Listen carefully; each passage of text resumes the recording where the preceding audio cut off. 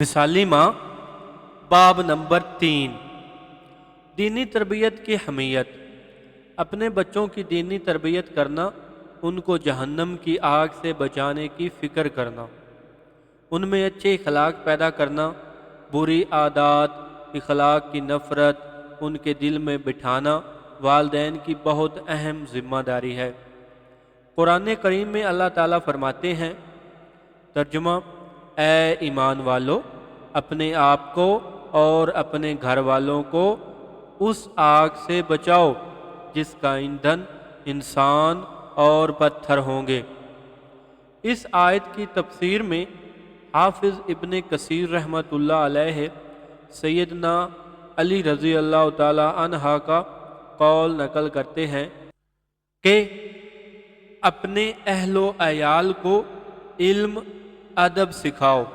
اولاد کی نیک تربیت دنیا میں ماں باپ کے لیے نیک نامی اور سکون راحت کا ذریعہ بنے گی، وہی آخرت میں بھی ان کے لیے درجات کی بلندی اور مرنے کے بعد نامہ اعمال میں نیکیوں کے اضافے کا باعث ہوگی۔ رسول اللہ صلی اللہ علیہ وآلہ وسلم نے فرمایا، جب انسان مر جاتا ہے اس کے تمام دنیاوی اعمال کا اس سے رابطہ کٹ جاتا ہے، مگر 3 چیزوں کا رابطہ اس سے منسلک رہتا ہے: صدقہ جاریہ، ایسا علم جس سے لوگوں کو فائدہ حاصل ہو، ایسی نیک اولاد جو اس کے لیے دعا کرے۔ معلوم ہوا کہ اچھی اولاد مرنے کے بعد بھی اجر ثواب میں اضافے کا باعث بنتی ہے۔ دوسری جگہ ارشاد نبوی صلی اللہ علیہ وآلہ وسلم ہے، جب اللہ تعالیٰ جنت میں نیک بندے کے درجات کو بڑھائیں گے تو وہ کہے گا، اے رب کریم، میرے درجات میں بلندی کا کیا سبب ہے؟ تو اللہ تعالیٰ فرمائیں گے، تیری اولاد جو تیرے لیے استغفار کرتی ہے، لہذا بچوں کی ماں کو چاہیے کہ ان کی دینی تربیت کے لیے درج ذیل امور کا اہتمام فرمائے۔ بچوں کی گھٹی میں توحید ڈالنا۔ ماں کو چاہیے کہ بچپن ہی سے بچے کا تعلق اللہ تعالیٰ سے بڑھاتی رہے۔ جب بچہ بولنے لگے تو سب سے پہلے کلمہ طیبہ لا الہ الا اللہ سکھائے، اس کے بعد یہ آیت سکھائے جس کا ترجمہ ہے، اور کہو کہ تمام تعریفیں اللہ کی ہیں جس نے نہ کوئی بیٹا بنایا، نہ اس کی سلطنت میں کوئی شریک ہے، نہ اسے عاجزی سے بچانے کے لیے حمایتی درکار ہے، اور اس کی ایسی بڑائی بیان کرو جیسی بڑائی بیان کرنے کا اسے حق حاصل ہے۔ جب حضرت عبد المطلب کے قبیلے کا کوئی بچہ بولنے لگتا تو آپ صلی اللہ علیہ وآلہ وسلم اسے یہی آیت سکھاتے تھے۔ اگر بچہ کوئی چیز مانگے تو اولاد اس کو سکھائے کہ پہلے اللہ تعالیٰ سے مانگو، پھر امی سے کہو، اس لیے کہ سب کچھ دینے والے اللہ تعالیٰ ہی ہیں۔ امی کو بھی اللہ تعالیٰ ہی نے فلاں چیز دی ہے، اگر پہلے اللہ تعالیٰ سے مانگو گے اور پھر امی کو کہو گے تو تمہیں ثواب بھی ملے گا اور اللہ تعالیٰ بھی راضی ہو جائیں گے۔ اسی طرح اگر کوئی دوسری بڑی چیز مانگے کہ امی مجھے یہ مہنگا کھلونا چاہیے، تو یہ نہ کہیے کہ ابو آئیں گے تو آپ ابو کو کہیں دینا، بلکہ یوں کہیے، بیٹا اللہ تعالیٰ سے مانگو۔ اگر اتنی عمر ہو چکی ہو کہ وہ نماز پڑھ سکتا ہے تو بچے یا بچی سے کہیں 2 رکعت نفل پڑھ کر اللہ تعالیٰ سے مانگو۔ پھر ابو سے کہو مجھے اس چیز کی ضرورت ہے، تاکہ ابو کو تمہاری حاجت پوری کرنے پر اجر ملے۔ اور بیٹا یاد رکھنا، جب اللہ تعالیٰ دینا چاہیں گے ابو کے دل میں بات ڈال دیں گے، اور اگر اللہ تعالیٰ دینے کا ارادہ نہیں کریں گے تو یہ چیز کہیں سے بھی نہیں مل سکتی، اس لیے کہ دینے والا اللہ تعالیٰ ہے۔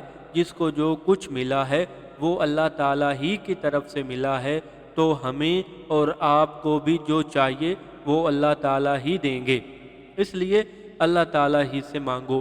اس طرح ماں وقتاً فوقتاً بچے کا اللہ تعالیٰ سے تعلق بڑھاتی رہے، اس کو ایمان یقین سکھاتی رہے، تو آنے والی زندگی میں جتنے بھی مراحل آئیں گے ان سب میں وہ اللہ تعالیٰ سے مانگ کر اپنے مسائل کو حل کر سکے گا۔ اسے مخلوق کے آگے ہاتھ پھیلانے کی ضرورت نہ پڑے گی، اور نہ ہی دل کا کوئی ذرہ اور کنارہ اللہ کے غیر کی طرف مائل ہوگا۔ ایسی مائیں جو بچپن سے بچوں کی تربیت ایمان یقین پر کرتی ہیں، وہ بچے بڑے ہو کر دنیا میں بہت عظیم کام کیا کرتے ہیں۔ اللہ تعالیٰ ان سے اپنے والدین کا بڑا کام لیا کرتا ہے، اور اللہ تعالیٰ ان سے اپنے دین کا بڑا کام لیا کرتے ہیں۔ اسی طرح کہ والدین کا ایک واقعہ کتابوں میں آتا ہے جو اپنے بچے کی تربیت بچپن ہی سے ایمان یقین اور اعمال کے ذریعے مسائل حل کروانے پر کر رہے تھے۔ چنانچہ روزانہ جب وہ بچہ مدرسہ سے واپس آ کر کھانا طلب کرتا تو ماں اسے کہتی کہ بیٹا 2 رکعت نماز پڑھ کر اللہ تعالیٰ سے کھانا مانگو، بے شک وہی بہترین رزاق ہے، وہی کھانا دینے والا ہے اور وہی پیٹ بھرنے والا ہے۔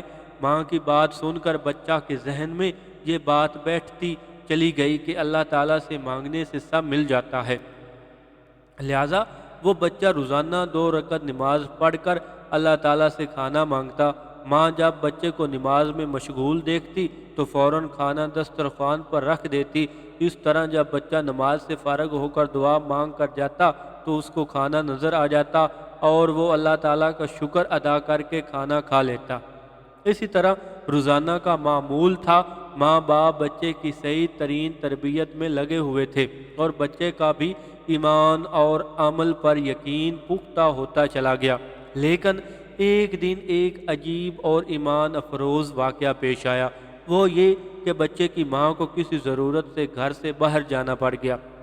اب جب بچہ مدرسہ سے واپس آیا تو ماں کو گھر میں نہ پا کر پریشان نہ ہوا، بلکہ ہمیشہ کی طرح 2 رکعت نماز پڑھ کر اللہ تعالیٰ سے مانگنے لگا۔ وہاں پر ماں کا دل بے چین ہوا اور یہ خیال ہوا کہ آج تو میرے بچے کا اعمال سے یقین ختم ہو جائے گا، لہٰذا وہ گھر کی طرف تیزی سے چل دی اور گھر آ کر جو دیکھا تو بچہ سکون سے سو رہا ہے، بڑی حیرت زدہ ہوئی۔ آخرکار جب جاگا تو خود ہی ماں سے کہنے لگا، اماں جان آج جو کھانا اللہ تعالیٰ نے کھلایا ہے آج سے پہلے کبھی میں نے ایسا کھانا نہیں کھایا۔ بس یہ سننا تھا۔ ماں نے بے قرار ہو کر بچے کو سینے سے لگایا اور بہت خوش ہوئی۔ جب شام کو باپ گھر آیا تو ماں نے اسے حقیقی خوشی سے بتایا کہ آج اللہ تعالیٰ کے فضل سے ہمارے بچے نے صحیح یقین سیکھ لیا ہے اور اسے اللہ تعالیٰ سے نماز پڑھ کر مسائل حل کروانا آ گیا ہے۔ یہ بچہ خواجہ قطب الدین بختیار کاکی رحمۃ اللہ علیہ تھے۔ اب ہم مسلمان ماؤں کی خدمت میں حضور اکرم صلی اللہ علیہ وآلہ وسلم کی ایک حدیث پیش کرتے ہیں۔ اس کو پڑھنے سے پہلے دل سے یہ دعا کر لیجئے کہ اے اللہ ہمیں اس سے ہدایت فرما اور اسی طرح کا یقین ہمارے بڑوں اور بچوں اور سارے مردوں اور عورتوں میں پیدا فرما۔ جس میں حضور اکرم صلی اللہ علیہ وآلہ وسلم نے ایک بچے کو چند باتیں سکھائی تھی، وہ باتیں اپنے بچوں کو بھی یاد کرائیں۔ امام ترمذی حضرت عبداللہ ابن عباس رضی اللہ تعالی عنہما سے روایت کرتے ہیں کہ انہوں نے فرمایا کہ ایک روز میں نبی کریم صلی اللہ علیہ وآلہ وسلم کے پیچھے سوار تھا کہ آپ صلی اللہ علیہ وسلم نے مجھ سے فرمایا، اے لڑکے میں تمہیں چند باتیں بتلاتا ہوں، تم اللہ کے حقوق کی حفاظت کرو، اللہ تمہاری حفاظت کرے گا۔ تم حقوق اللہ کا خیال رکھو، اللہ کو اپنے سامنے پاؤ گے، اور جب مانگو تو صرف اللہ ہی سے مانگنا، اور جب مدد طلب کرو تو اللہ ہی سے مدد طلب کرو، اور اس بات کو جان لو کہ اگر تمام مخلوق بھی تمہیں کچھ فائدہ پہنچانا چاہے تو تمہیں صرف وہی فائدہ پہنچا سکتی ہے جو اللہ نے تمہارے لیے لکھ دیا ہے، اور اگر سب مل کر بھی تمہیں کچھ نقصان پہنچانا چاہیں تو تمہیں اتنا ہی نقصان پہنچا سکتے ہیں جتنا اللہ تعالیٰ نے تمہارے لیے لکھ دیا ہے۔ قلم اٹھا لیے گئے اور صحیفے خشک ہو گئے۔ ایک اور روایت میں یہ بھی آتا ہے، کامیابی صبر کے ساتھ ہوتی ہے اور فراغی گشادگی تکلیف کرب کے بعد ہوتی ہے اور تنگی کے ساتھ آسانی ہوا کرتی ہے۔ ماں کو چاہیے توحید کے متعلق بچے کو یہ اشعار بھی یاد کروائے۔ ہم ان اشعار کو اردو مفہوم کے ساتھ نقل کرتے ہیں، ان کا ترجمہ اور مفہوم کسی دوسری زبان میں سمجھانا بہت ہی مشکل ہے۔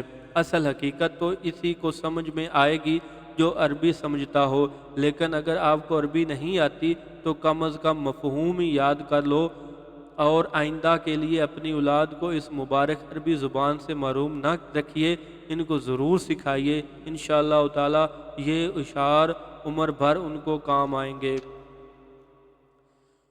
مفہومی ترجمہ: بیٹا، تم پر لازم ہے کہ اگر تمہاری زندگی غفلت میں گزر رہی ہے تو توبہ کرو اور اللہ تعالیٰ کی نافرمانی سے بچو۔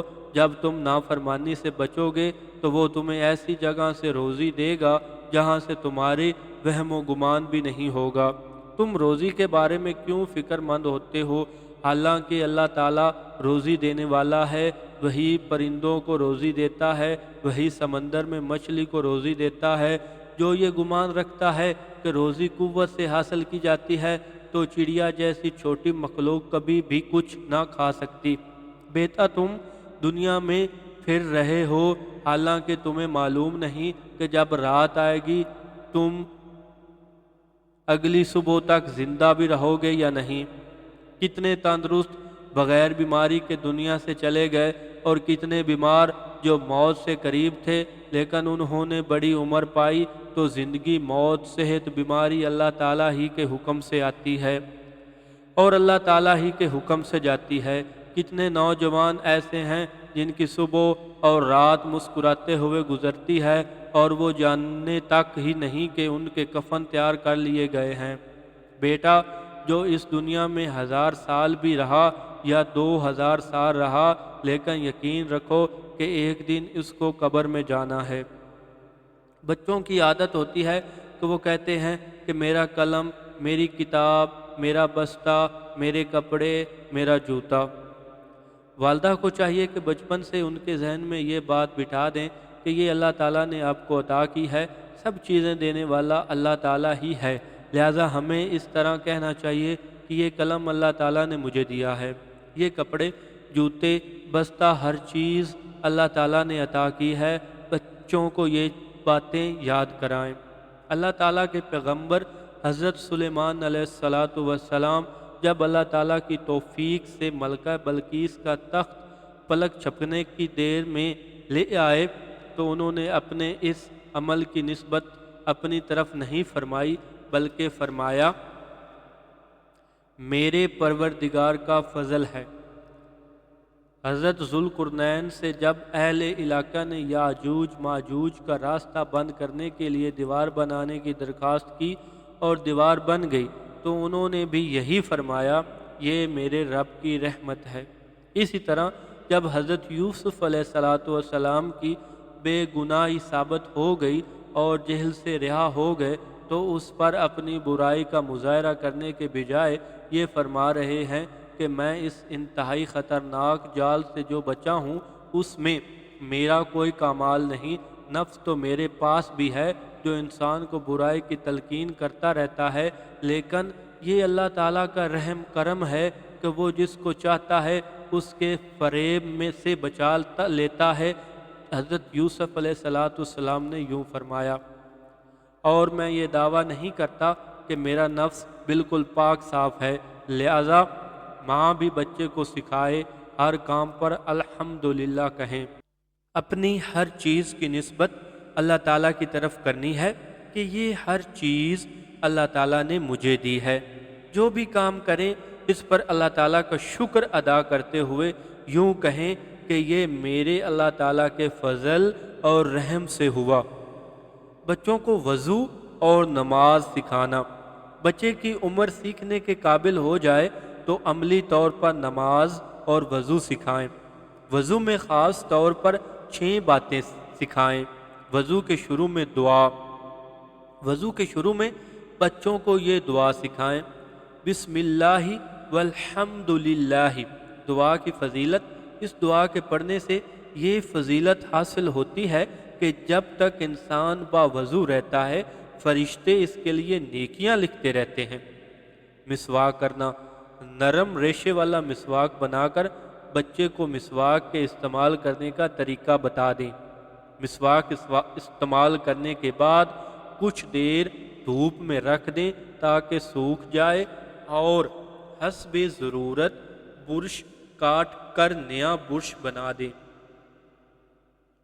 فائدہ: علماء نے مسواک کے بہت فائدے لکھے ہیں، جن میں سب سے بڑا فائدہ یہ ہے کہ موت کے وقت کلمہ نصیب ہوتا ہے۔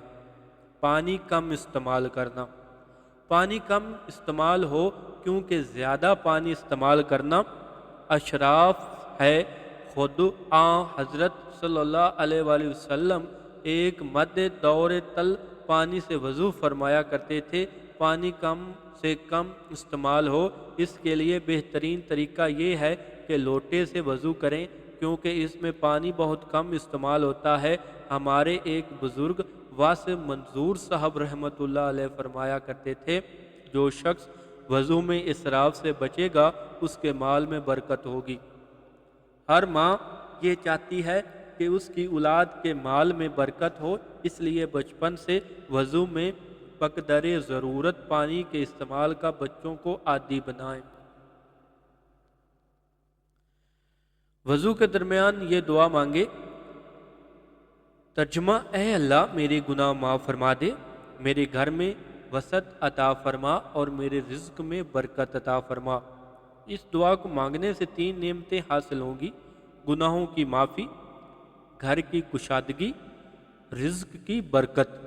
وضو کے بعد یہ دعا پڑھیں۔ ترجمہ: میں گواہی دیتا ہوں کہ اللہ تعالیٰ کے سوا کوئی معبود نہیں، وہ اکیلا ہے، اس کا کوئی شریک نہیں، اور گواہی دیتا ہوں کہ محمد صلی اللہ علیہ وآلہ وسلم اللہ کے بندے اور اس کے رسول ہیں۔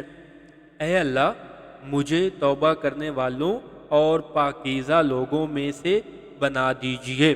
نبی کریم صلی اللہ علیہ وآلہ وسلم نے فرمایا، جو شخص وضو کے بعد یہ دعا مانگے تو اس کے لیے جنت کے 8 دروازے کھل جاتے ہیں۔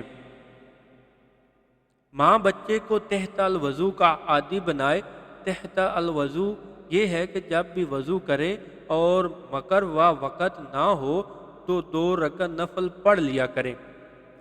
حضور صلی اللہ علیہ وسلم فرماتے ہیں، جو مسلمان بھی اچھی طرح سے وضو کرے اور وضو کے بعد خشوع و خضوع کے ساتھ 2 رکعت نفل پڑھے تو اس کے سارے صغیرہ گناہ معاف ہو جاتے ہیں۔ نماز سے متعلق 6 باتیں۔ پھر اسی طرح نماز پڑھنے کی عملی مشق کرائی جائے۔ انہیں نماز میں پڑھی جانے والی صورتیں، اذکار یاد کروائیں اور نماز میں خاص طور پر 6 باتیں سکھائیں۔ ماں نماز سکھائے اور سکھاتے ہوئے شروع سے بچے کی تربیت ایسی کرے کہ نماز میں تکبیر تحریمہ سے لے کر سلام تک اس کے جسم اور اعضاء میں مکمل سکون رہے۔ اس کا آسان حل یہ ہے کہ ماں چند دن تک بچے کی نگرانی کرے۔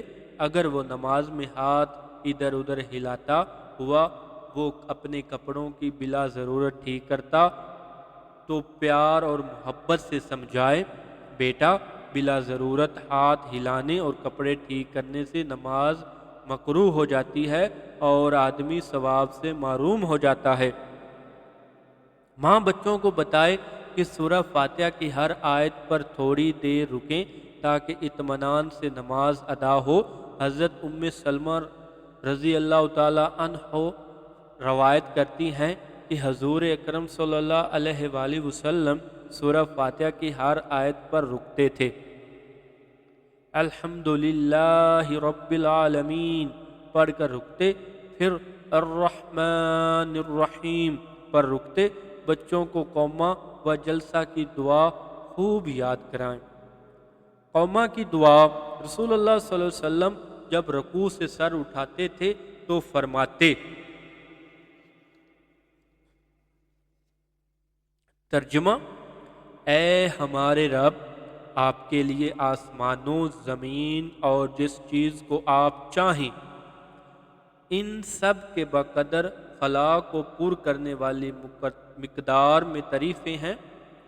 اے تعریفوں اور بزرگیوں والے اللہ، بندہ نے جو کہا آپ ہی اس کے سب سے زیادہ مستحق ہیں، اور ہم سب آپ کے بندے ہیں۔ اے اللہ، جسے آپ دیں اسے کوئی روکنے والا نہیں، اور جسے آپ روک دیں اسے کوئی دینے والا نہیں، اور کسی کوشش کرنے والے کی کوشش آپ کے سامنے کوئی فائدہ نہیں دیتی۔ جلسہ کی دعا۔ رسول اللہ صلی اللہ علیہ وآلہ وسلم دونوں سجدوں کے درمیان یہ مانگا کرتے تھے۔ ترجمہ: اے اللہ، آپ مجھے بخش دیجئے، مجھ پر رحم فرمائیے، مجھے عافیت دیجئے، مجھے ہدایت دیجئے اور مجھے روزی عطا فرمائیے۔ بچوں کو سجدہ میں یہ دعا مانگنا سکھائیں۔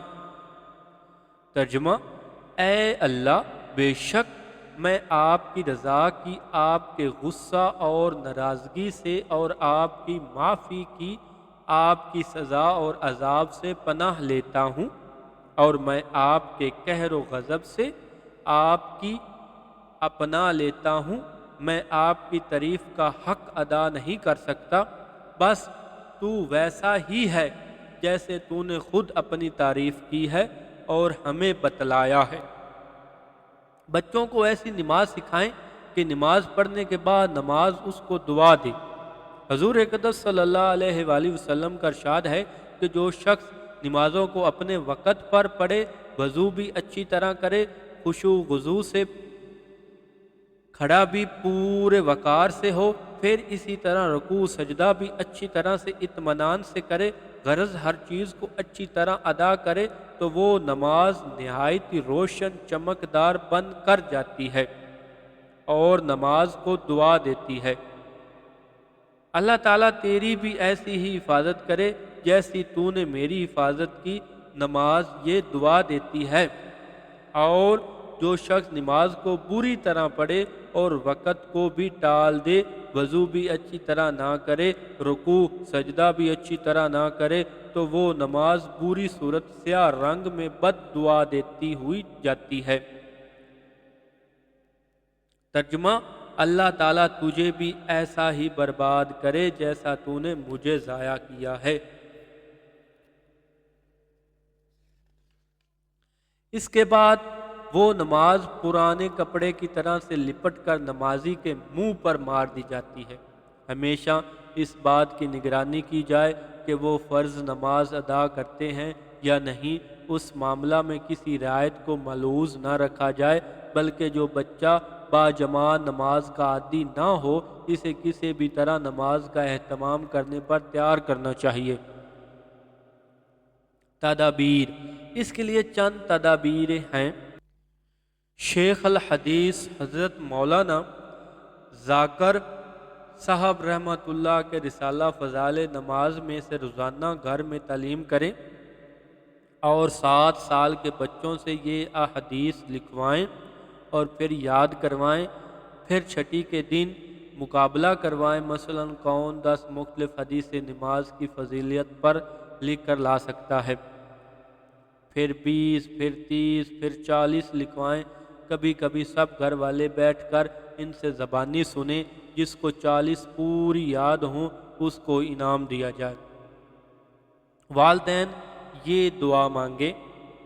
ترجمہ: یا رب، مجھے بھی نماز قائم کرنے والا بنا دیجئے اور میری اولاد میں سے بھی ایسے لوگ پیدا فرمائیے جو نماز قائم کریں۔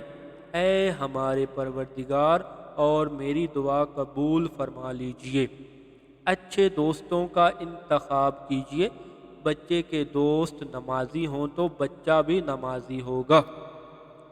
ماں باپ کی طرف سے اولاد کو تحفہ۔ پہلا تحفہ، بچے کو سمجھائیں کہ جب بھی کوئی حاجت ہو تو نماز حاجت پڑھ کر اللہ تعالیٰ سے دعا مانگو، اور نماز حاجت کا مندرجہ ذیل طریقہ دعا بھی سکھا دیں۔ نماز حاجت کا پہلا طریقہ۔ رسول اللہ صلی اللہ علیہ وآلہ وسلم نے فرمایا، جس شخص کو اللہ تعالیٰ سے متعلق یا کسی آدمی سے متعلق کوئی حاجت اور ضرورت ہو، اس کو چاہیے کہ وہ وضو کرے اور خوب اچھی طرح وضو کرے، اس کے بعد 2 رکعت نماز پڑھے، اس کے بعد اللہ تعالیٰ کی حمد و ثنا کرے اور اس کے نبی علیہ الصلاۃ والسلام پر درود پڑھے، پھر اللہ تعالیٰ کے حضور میں اس طرح عرض کرے: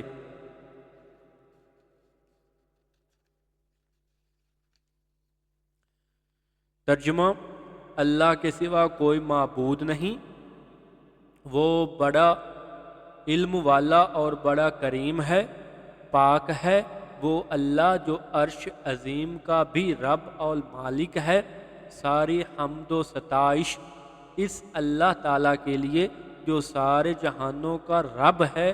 میں تجھ سے تیری رحمت کے واجب کرنے والے اسباب اور تیری بخشش کو لازم کرنے والی خصلتیں، ہر گناہ سے حفاظت، ہر نیکی کی عطا اور ہر مصیبت سے سلامتی چاہتا ہوں۔ اے اللہ، میرے سارے ہی گناہ بخش دے اور میری ہر فکر اور پریشانی دور کر دے اور میری ہر حاجت جس سے تو راضی ہو اس کو پورا فرما دے۔ اے سب مہربانیوں سے بڑے مہربان۔ نماز حاجت کا دوسرا طریقہ۔ حضرت علی رضی اللہ تعالی عنہ فرماتے ہیں، کیا تم میں سے کوئی یہ نہیں کر سکتا کہ کھڑا ہو کر 4 رکعت نماز پڑھے، پھر اس میں یہ کلمات جو رسول اللہ صلی اللہ علیہ وسلم مانگا کرتے تھے مانگے: آپ کا نور مکمل ہے، چنانچہ آپ نے ہی ہدایت دی، پس آپ ہی کے لیے تمام تعریف ہے۔ آپ کا علم عظیم ہے، چنانچہ آپ نے معاف فرما دیا، پس آپ ہی کے لیے تمام تعریف ہے۔ آپ نے اپنا کھلا رکھا ہے، اس لیے آپ نے تمام مخلوق کو رزق عطا کیا ہے، پس آپ ہی کے لیے تمام تعریف ہے۔ ہمارے پروردگار، آپ کی ذات سب سے کریم، آپ کا مرتبہ سب سے عظیم اور آپ کا عطیہ سب سے افضل اور خوشگوار ترین عطیہ ہے۔ اے ہمارے رب، آپ کی اطاعت کی جاتی ہے تو آپ اس کی قدر فرماتے ہیں اور ثواب عطا فرماتے ہیں، نافرمانی کی جاتی ہے تو مغفرت فرماتے ہیں، مجبور محتاج کی دعا سنتے اور قبول فرماتے ہیں، تکلیف کو آپ ہی دور کرتے ہیں اور بیماری سے شفا عطا فرماتے ہیں، گناہوں کو معاف فرماتے ہیں اور توبہ قبول فرماتے ہیں۔ آپ کی نعمتوں کا کوئی بدلہ نہیں دے سکتا اور کسی کی بات آپ کی تعریف تک نہیں پہنچ سکتی اور اس کا حق ادا نہیں کر سکتی۔ نماز حاجت کا تیسرا طریقہ۔ جب بھی پریشانی ہو تو 2 رکعت پڑھ کر حضرت علی رضی اللہ تعالی عنہ سے منقول یہ دعا مانگے، جس کا ترجمہ یہ ہے: اے اللہ، اپنی اس آنکھ سے میری نگرانی فرمائیے جو سوتی نہیں، اور اپنی پناہ میں لے لیجئے اس طاقت کے ساتھ جس کا تصور بھی نہیں کیا جا سکتا، اور اپنی اس قدر سے جو تجھ کو مجھ پر ہے مغفرت فرمائیے کہ میں ہلاک نہ ہو جاؤں، آپ سے ہی میری امیدیں ہیں۔ بہت سے انعامات جو آپ نے مجھ پر فرمائے ہیں، ان پر میرا شکر کم ہوا۔ کتنی مرتبہ آپ نے مجھے آزمائش میں ڈالا اور میں نے صبر بہت کم کیا، پس اے ذات جس کی نعمت پر شکر کم کیا تو اس نے محروم نہ کیا، اے وہ ذات جس کی طرف سے آزمائش پر صبر کم کیا تو رسوا نہ کیا، اے وہ ذات جس نے گناہوں کو دیکھا مگر ذلیل نہ کیا، اے خوابوں کے مالک جو ختم نہ ہوں گی، اے ایسی نعمتوں والے جس کا شمار نہیں، سوال کرتا ہوں کہ محمد صلی اللہ علیہ وآلہ وسلم پر رحمت بھیج دیجئے اور محمد صلی اللہ علیہ وآلہ وسلم کے آل پر بھی آپ ہی کے سہارے دشمنوں، ظالموں، باغیوں اور سرکشوں کے شر کو دور کرتا ہوں۔ جب بھی ہسپتال وغیرہ جانا ہو تو خود بھی 2 رکعت پڑھیں اور بچے سے بھی 2 رکعت پڑھوائیں پھر دعا مانگنا سکھائیں کہ اے اللہ بیماری آپ کے حکم سے آئی ہے، آپ ہی شفا دیں گے، آپ اس بیماری کو دور فرما دیں، دوا میں شفا کا حکم فرما دیں۔ جانے سے پہلے کچھ صدقے دیں، اگر فوری مستق نظر نہ آئیں تو گھر میں ایک ڈبہ رکھیں جس پر لکھا ہوا ہو صدقہ، جب بھی ہسپتال جانا ہو یا کوئی پریشانی ہو اس میں کچھ رقم ڈال دیں، پھر جب کوئی ضرورت مند نظر آئے تو اس کو یہ رقم یا جو بھی چیز صدقہ کے لیے رکھی ہو دے دیں۔ جب دوا گھر میں لے آئیں تو 3، 5 یا 7 مرتبہ سورہ فاتحہ دم کریں، بچے قابل ہوں تو ان سے بھی دم کرا کر دعا کرائیں، پھر دوا استعمال کرنے کو کہیں۔ نماز حاجت کا چوتھا طریقہ، 2 رکعت پڑھ کر اللہ تعالیٰ کے پسندیدہ ناموں کے ذریعے یہ دعا مانگے۔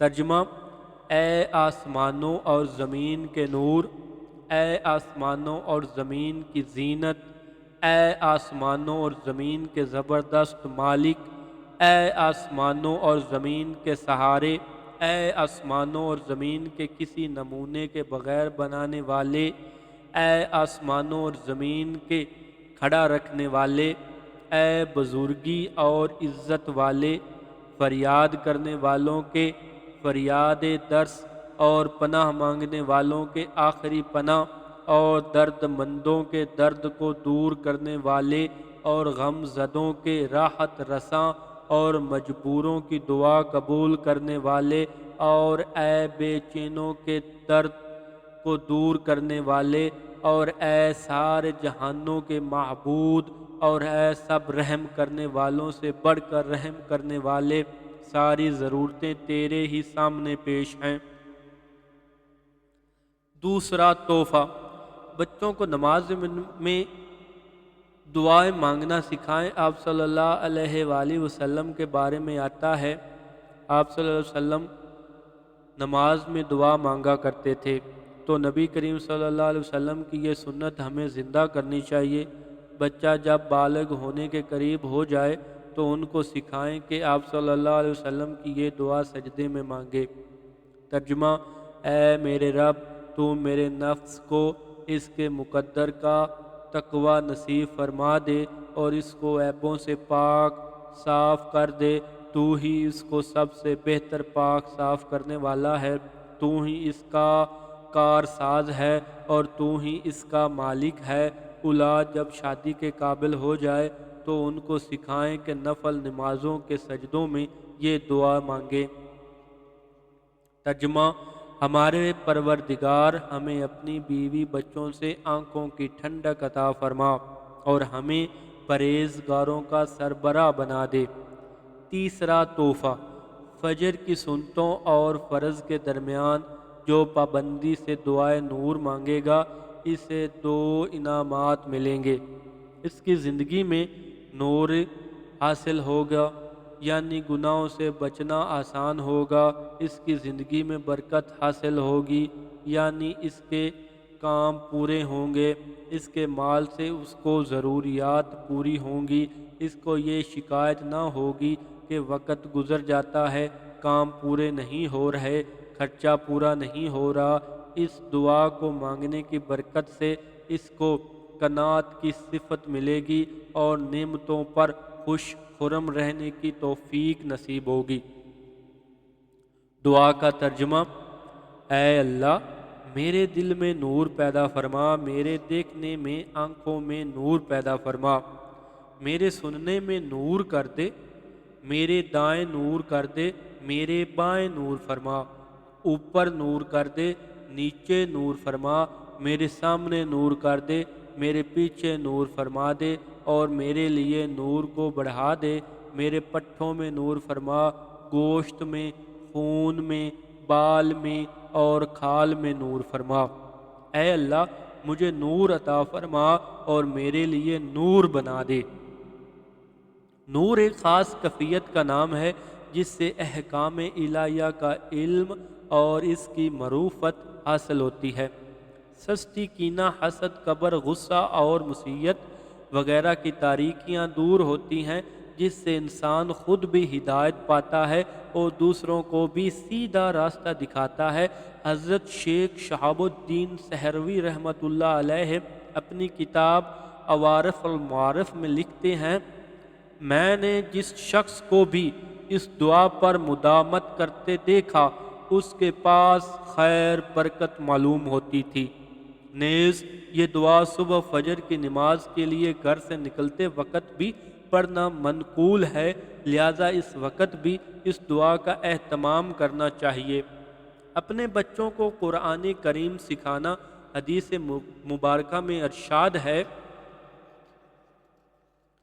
جس کا ترجمہ یہ ہے، اپنے بچوں کو 3 باتیں سکھلاؤ: اپنے نبی صلی اللہ علیہ وآلہ وسلم سے محبت، ان کے اہل بیت سے محبت اور قرآن کریم کی تلاوت، اس لیے کہ قرآن کریم کے حاملین اس دن اللہ کے عرش کے سایہ میں انبیاء صالح و مومنین کے ساتھ ہوں گے، جس دن اس کے عرش کے سایہ کے علاوہ کوئی سایہ نہ ہوگا۔ لہذا مسلمان ماں کو چاہیے بچپن ہی سے بچے کا نورانی قاعدہ، اماں پارا اور تجوید کا امتحان دلوایا جائے۔ آیا کہ بچہ صحیح پڑھ رہا ہے یا نہیں؟ قرآن کریم کے صحیح پڑھنے پر بچے کو انعام دیا جائے اور کمی کوتاہی پر تنبیہ کی جائے۔ ماں کو چاہیے کہ نورانی قاعدہ اور اماں پارا بچوں سے لکھوائے، اس لیے کہ بچوں کو لکھنے کا شوق ہوتا ہے اور اس سے وہ مشغول بھی رہتے ہیں اور ناظرہ پڑھنا آسان ہو جاتا ہے۔ اس طرح آپ کے بچے حفظ بھی بہت جلدی کر لیتے ہیں۔ لہذا ماں کو چاہیے کہ پیار محبت سے نورانی قاعدہ ضرور لکھوائے۔ افریقہ، موریتا، سوڈان وغیرہ ملکوں میں بچوں سے پورا قرآن کریم لکھوایا جاتا ہے۔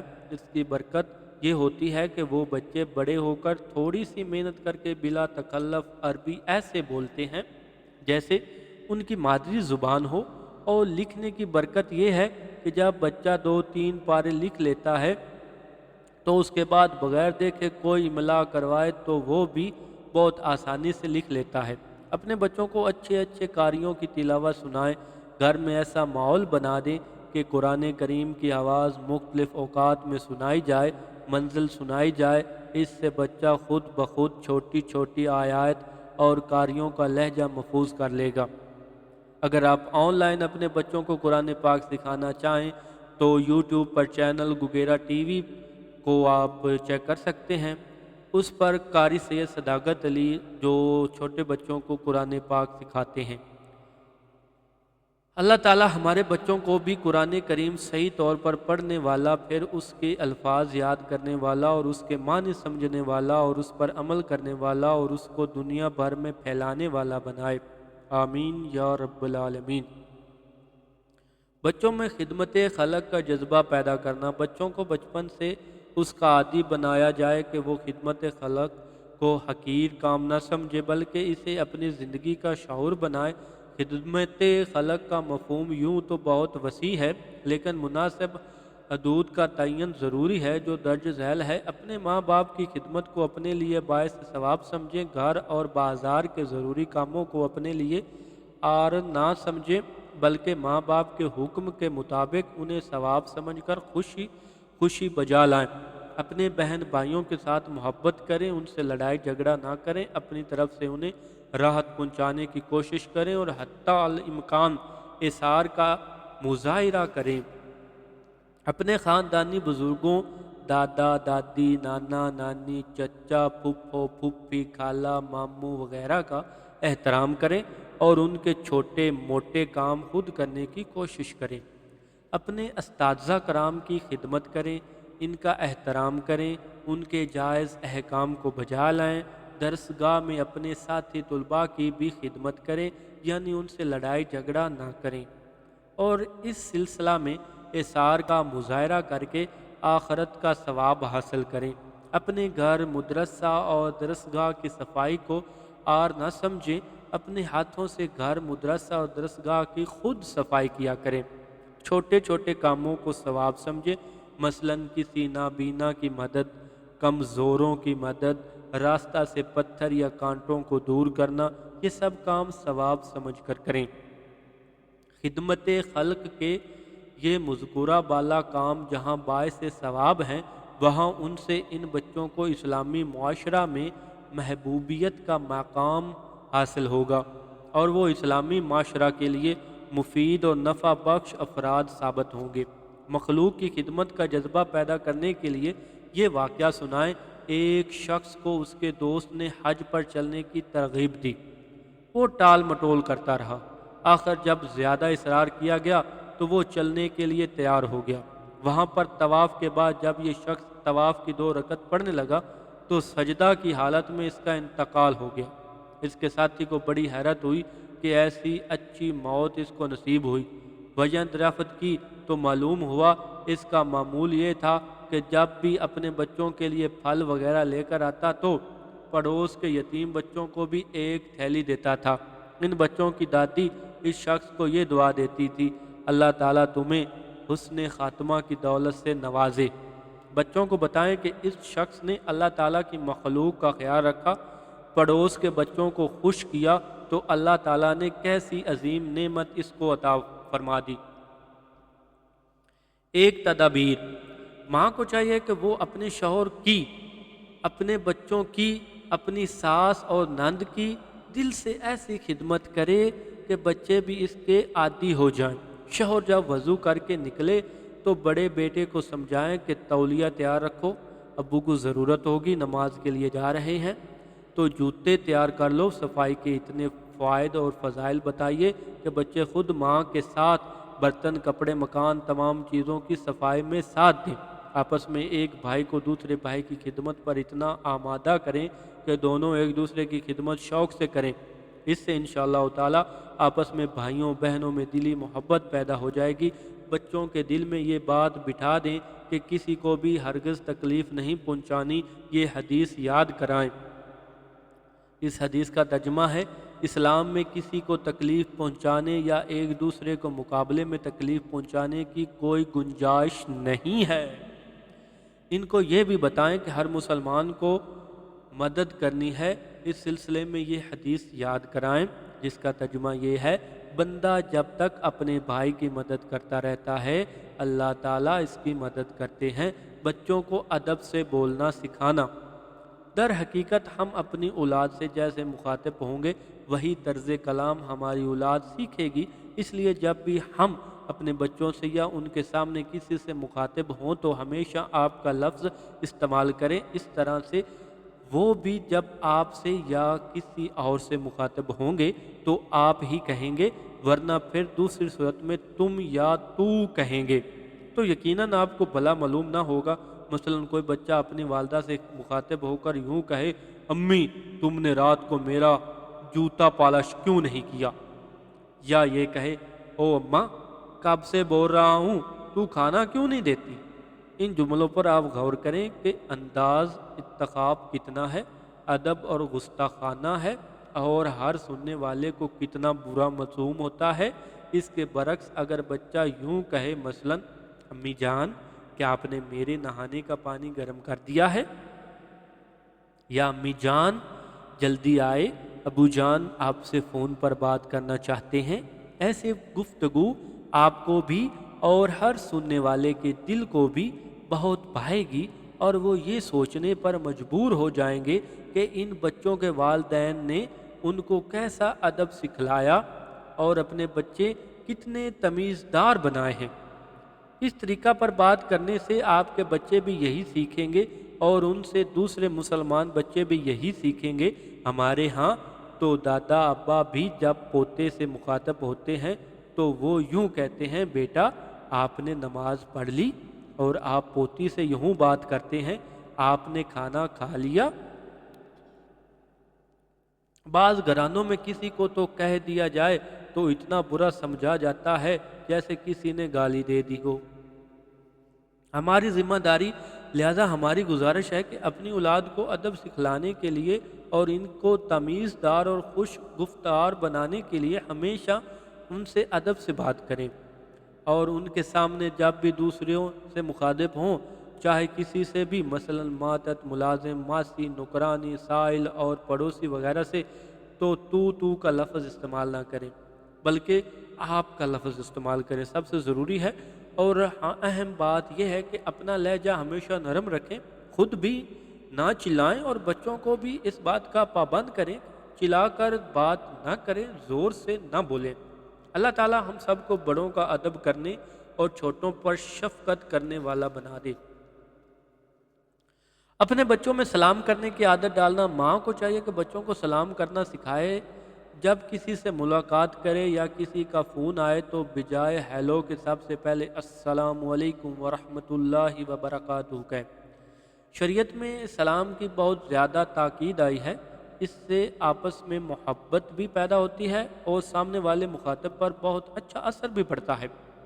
قرآن کریم میں اللہ تعالیٰ کا ارشاد ہے، اور جب تمہیں کوئی شخص سلام کرے تو تم اس سے بھی بہتر طریقے پر سلام کرو یا کم از کم انہی الفاظ میں اس کا جواب دے دو، بے شک اللہ ہر چیز کا حساب رکھنے والا ہے۔ اس آیت میں اللہ تعالیٰ نے سلام اور اس کے جواب کے آداب بتلائے ہیں کہ جب تمہیں سلام کیا جائے تو اس کا جواب اس سے بہتر الفاظ میں دو یا کم از کم ویسے ہی الفاظ کہہ دو۔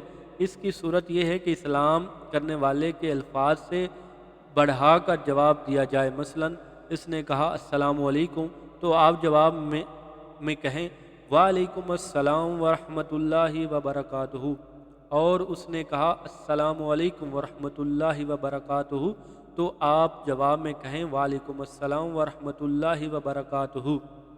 رسول کریم صلی اللہ علیہ وآلہ وسلم نے مسلمانوں کے باہم سلام کو رواج دینے کی بڑی تاکید فرمائی، اس کو افضل الاعلام عمل قرار دیا اور اس کے فضائل، برکات اور اجر و ثواب بیان فرمائے۔ ان میں سے چند یہ ہیں۔ رسول کریم صلی اللہ علیہ وآلہ وسلم نے فرمایا، تم جنت میں اس وقت تک داخل نہیں ہو سکتے جب تک مومن نہ ہو، اور تمہارا ایمان کامل نہیں ہو سکتا جب تک آپس میں ایک دوسرے سے محبت نہ کرو۔ میں تم کو ایسی چیز نہ بتاؤں، اگر تم اس پر عمل کر لو تو تمہاری آپس میں محبت قائم ہو جائے، اور وہ یہ کہ آپس میں سلام کو عام کرو، یعنی ہر مسلمان کے لیے خواہ اس سے جان پہچان ہو یا نہ ہو۔ ایک شخص نے رسول اللہ صلی اللہ علیہ وسلم نے دریافت کیا، اسلام کے اعمال میں سب سے افضل کیا ہے؟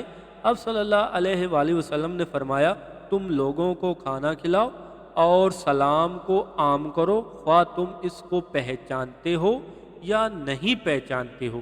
اب صلی اللہ علیہ وسلم نے فرمایا، اللہ تعالیٰ کے نزدیک سب سے زیادہ قریب وہ شخص ہے جو سلام کرنے میں ابتدا کرے۔ رسول اکرم صلی اللہ علیہ وسلم کا ارشاد ہے، بڑا بخیل وہ آدمی ہے جو سلام میں بخل کرے۔ رسول اللہ صلی اللہ علیہ وسلم نے حضرت انس سے فرمایا، اے بیٹے، جب بھی تو گھر میں داخل ہو تو سلام کیا کر، یہ تیرے لیے اور تیرے گھر والوں کے لیے باعث برکت ہوگا۔ آپ صلی اللہ علیہ وسلم کے ان ارشادات کا صحابہ کرام رضی اللہ تعالی عنہم اجمعین پر جو اثر ہوا، اس کا اندازہ اس روایت سے ہوتا ہے کہ حضرت عبداللہ بن عمر رضی اللہ تعالی عنہما اکثر بازار میں صرف اس لیے جایا کرتے تھے کہ جو مسلمان ملے اس کو سلام کر کے عبادت کا ثواب حاصل کرے۔ کچھ خریدنا ہو یا فروخت کرنا مقصود نہ ہوتا تھا، لہذا تمام مسلمان ماؤں کو چاہیے کہ وہ اپنے بچوں کو ضرور سلام کا عادی بنائیں۔ آپ کے بچے صحیح اردو بولیں۔ ہمیں چاہیے کہ ہم اردو زبان صحیح طور پر اچھے سے اچھا بولنے کی کوشش کریں، اس میں خواہ مخواہ دوسری زبانوں کے الفاظ ملانے کی کوشش نہ کریں، اور اپنے بچوں کو اس کی عادت ڈالیں کہ وہ اچھی اردو بولیں۔ عام بول چال میں انگریزی الفاظ کے بے تحاشا استعمال سے بچنے اور بچانے کے لیے حضرت شیخ الاسلام مفتی محمد تقی عثمانی صاحب کا مضمون یہاں نقل کیا جاتا ہے۔ اللہ تعالی ہم سب کی اصلاح اور تربیت فرما دے۔ ہم بھی منہ میں زبان رکھتے ہیں، ہماری روزمرہ کے بول چال میں انگریزی الفاظ بلکہ پورے جملوں کا استعمال جس تیزی رفتاری سے بڑھ رہا ہے، وہ ایک ایسا لمحہ فکریہ بن چکا ہے کہ اگر اس پر ابھی سے توجہ نہ دی گئی تو ہماری زبان اور اس کے پس منظر میں ہمارے ثقافت اور ہمارے دینی، علمی اور ادبی سرمایہ کا نہ جانے کیا حشر بنے گا۔ میں جب اپنے بھائیوں کو عام گفتگو میں انگریزی الفاظ کا بے محابہ بے دھڑک استعمال کرتے اور اپنی زبان کو اردو انگریزی کا ایک مضحکہ خیز ملغوزہ بناتے دیکھتا ہوں تو وقتاً یہ تشویش لاحق ہوتی ہے کہ ہم اپنی زبان کو تباہی کے کس غار کی طرف لے جا رہے ہیں۔ ایک گفتگو ابھی کچھ عرصہ پہلے کی بات ہے، اسلام آباد کے ایک سفر کے دوران جہاز میں میری سیٹ کے قریب دو اعلیٰ سرکاری افسر سفر کر رہے تھے۔ ان میں سے ایک صاحب پہلے سے سیٹ پر بیٹھے تھے، دوسرے صاحب ان کے برابر کی سیٹ کا بورڈنگ کارڈ لیے ہوئے قریب آئے اور پہلے صاحب کو اپنی سیٹ کے برابر میں بیٹھا دیکھا تو بہت خوش ہوئے اور ان کے پاس بیٹھے ہوئے ان سے گفتگو شروع کر دی۔ دونوں کے درمیان جو بات چیت ہوئی وہ کچھ اس قسم کی تھی: اوہ مسٹر، السلام علیکم، واٹ اے پلیزر سرپرائز، کیا حال چال ہے؟ How are you? Fine thanks. دیکھو قسمت اس کو کہتے ہیں۔ مجھے کل اسلام آباد جانا تھا but I had to cancel my seat for some reasons. آج تمہاری کمپنی انجوائے کرنا مقدر میں تھا، واٹ اے لک۔ وہ کچھ ٹوٹی پھوٹی سی انگلش اور ٹوٹی پھوٹی سی اردو بول رہے تھے۔ اسلام آباد کیسے جا رہے ہو؟ I have been appointed is really? Yes, بس اللہ کی مہربانی ہے۔ کنگریچولیشنز، یہ تو بڑی خوشی کی بات ہے۔ وہ انگلش کے فقرے اور الفاظ کو بھی درست ادا نہیں کر رہے تھے۔ So kind of you، لیکن نیا معاملہ ہے اس لیے کچھ فکر بھی ہے۔ Don't worry about that۔ ماشاءاللہ تم بڑے انٹیلیجنٹ آدمی ہو اینڈ آئی تھنک کہ تمہارا سلیکشن بہت مناسب ہے۔ It is going to be all right. اس گفتگو کے چند ابتدائی جملے تھے، پھر سارے راستے اسی اسلوب میں گفتگو جاری رہی جس میں کم از کم 75% الفاظ انگریزی کے تھے اور 25% اردو کے۔ ان صاحبان کی گفتگو کا حوالہ تو میں نے محض نمونے کے طور پر دے دیا، ورنہ ہمارے نو تعلیم یافتہ حلقوں میں بیشتر جگہوں پر اب بات چیت اسی انداز کی ہوتی ہے، البتہ بیچ بیچ میں کہیں اردو، پنجابی یا کسی اور دیسی زبان کے فقرے فٹ کر دیے جاتے ہیں۔ بلکہ ایسا بھی بکثرت ہوتا ہے کہ ایک ہی فقرے کا کچھ حصہ انگریزی میں اور کچھ حصہ اپنی زبان میں ہوتا ہے۔ انگریزی بقدر ضرورت سیکھیں لیکن اس کے غلام نہ بنیں، کیونکہ اونچے تعلیم یافتہ حلقوں میں اس قسم کی ملی جلی زبان کا استعمال اب ایک فیشن بن گیا ہے۔ اس لیے جو لوگ اپنی تعلیم یا عہدہ منصب کے لحاظ سے اس مقام پر نہیں ہیں، وہ بھی اپنے تعلیم یافتہ ہونے کا اظہار کرنے کے لیے اپنی بساط کی حد تک انگریزی کے استعمال کی باقاعدہ کوشش کرتے ہیں، اور نتیجہ یہ ہے کہ جو شخص جتنے انگریزی الفاظ بول سکتا ہے ان کے بولنے میں کسر نہیں چھوڑتا، یہاں تک کہ غلط اور بے محل الفاظ بولنے سے بھی گریز نہیں کیا جاتا۔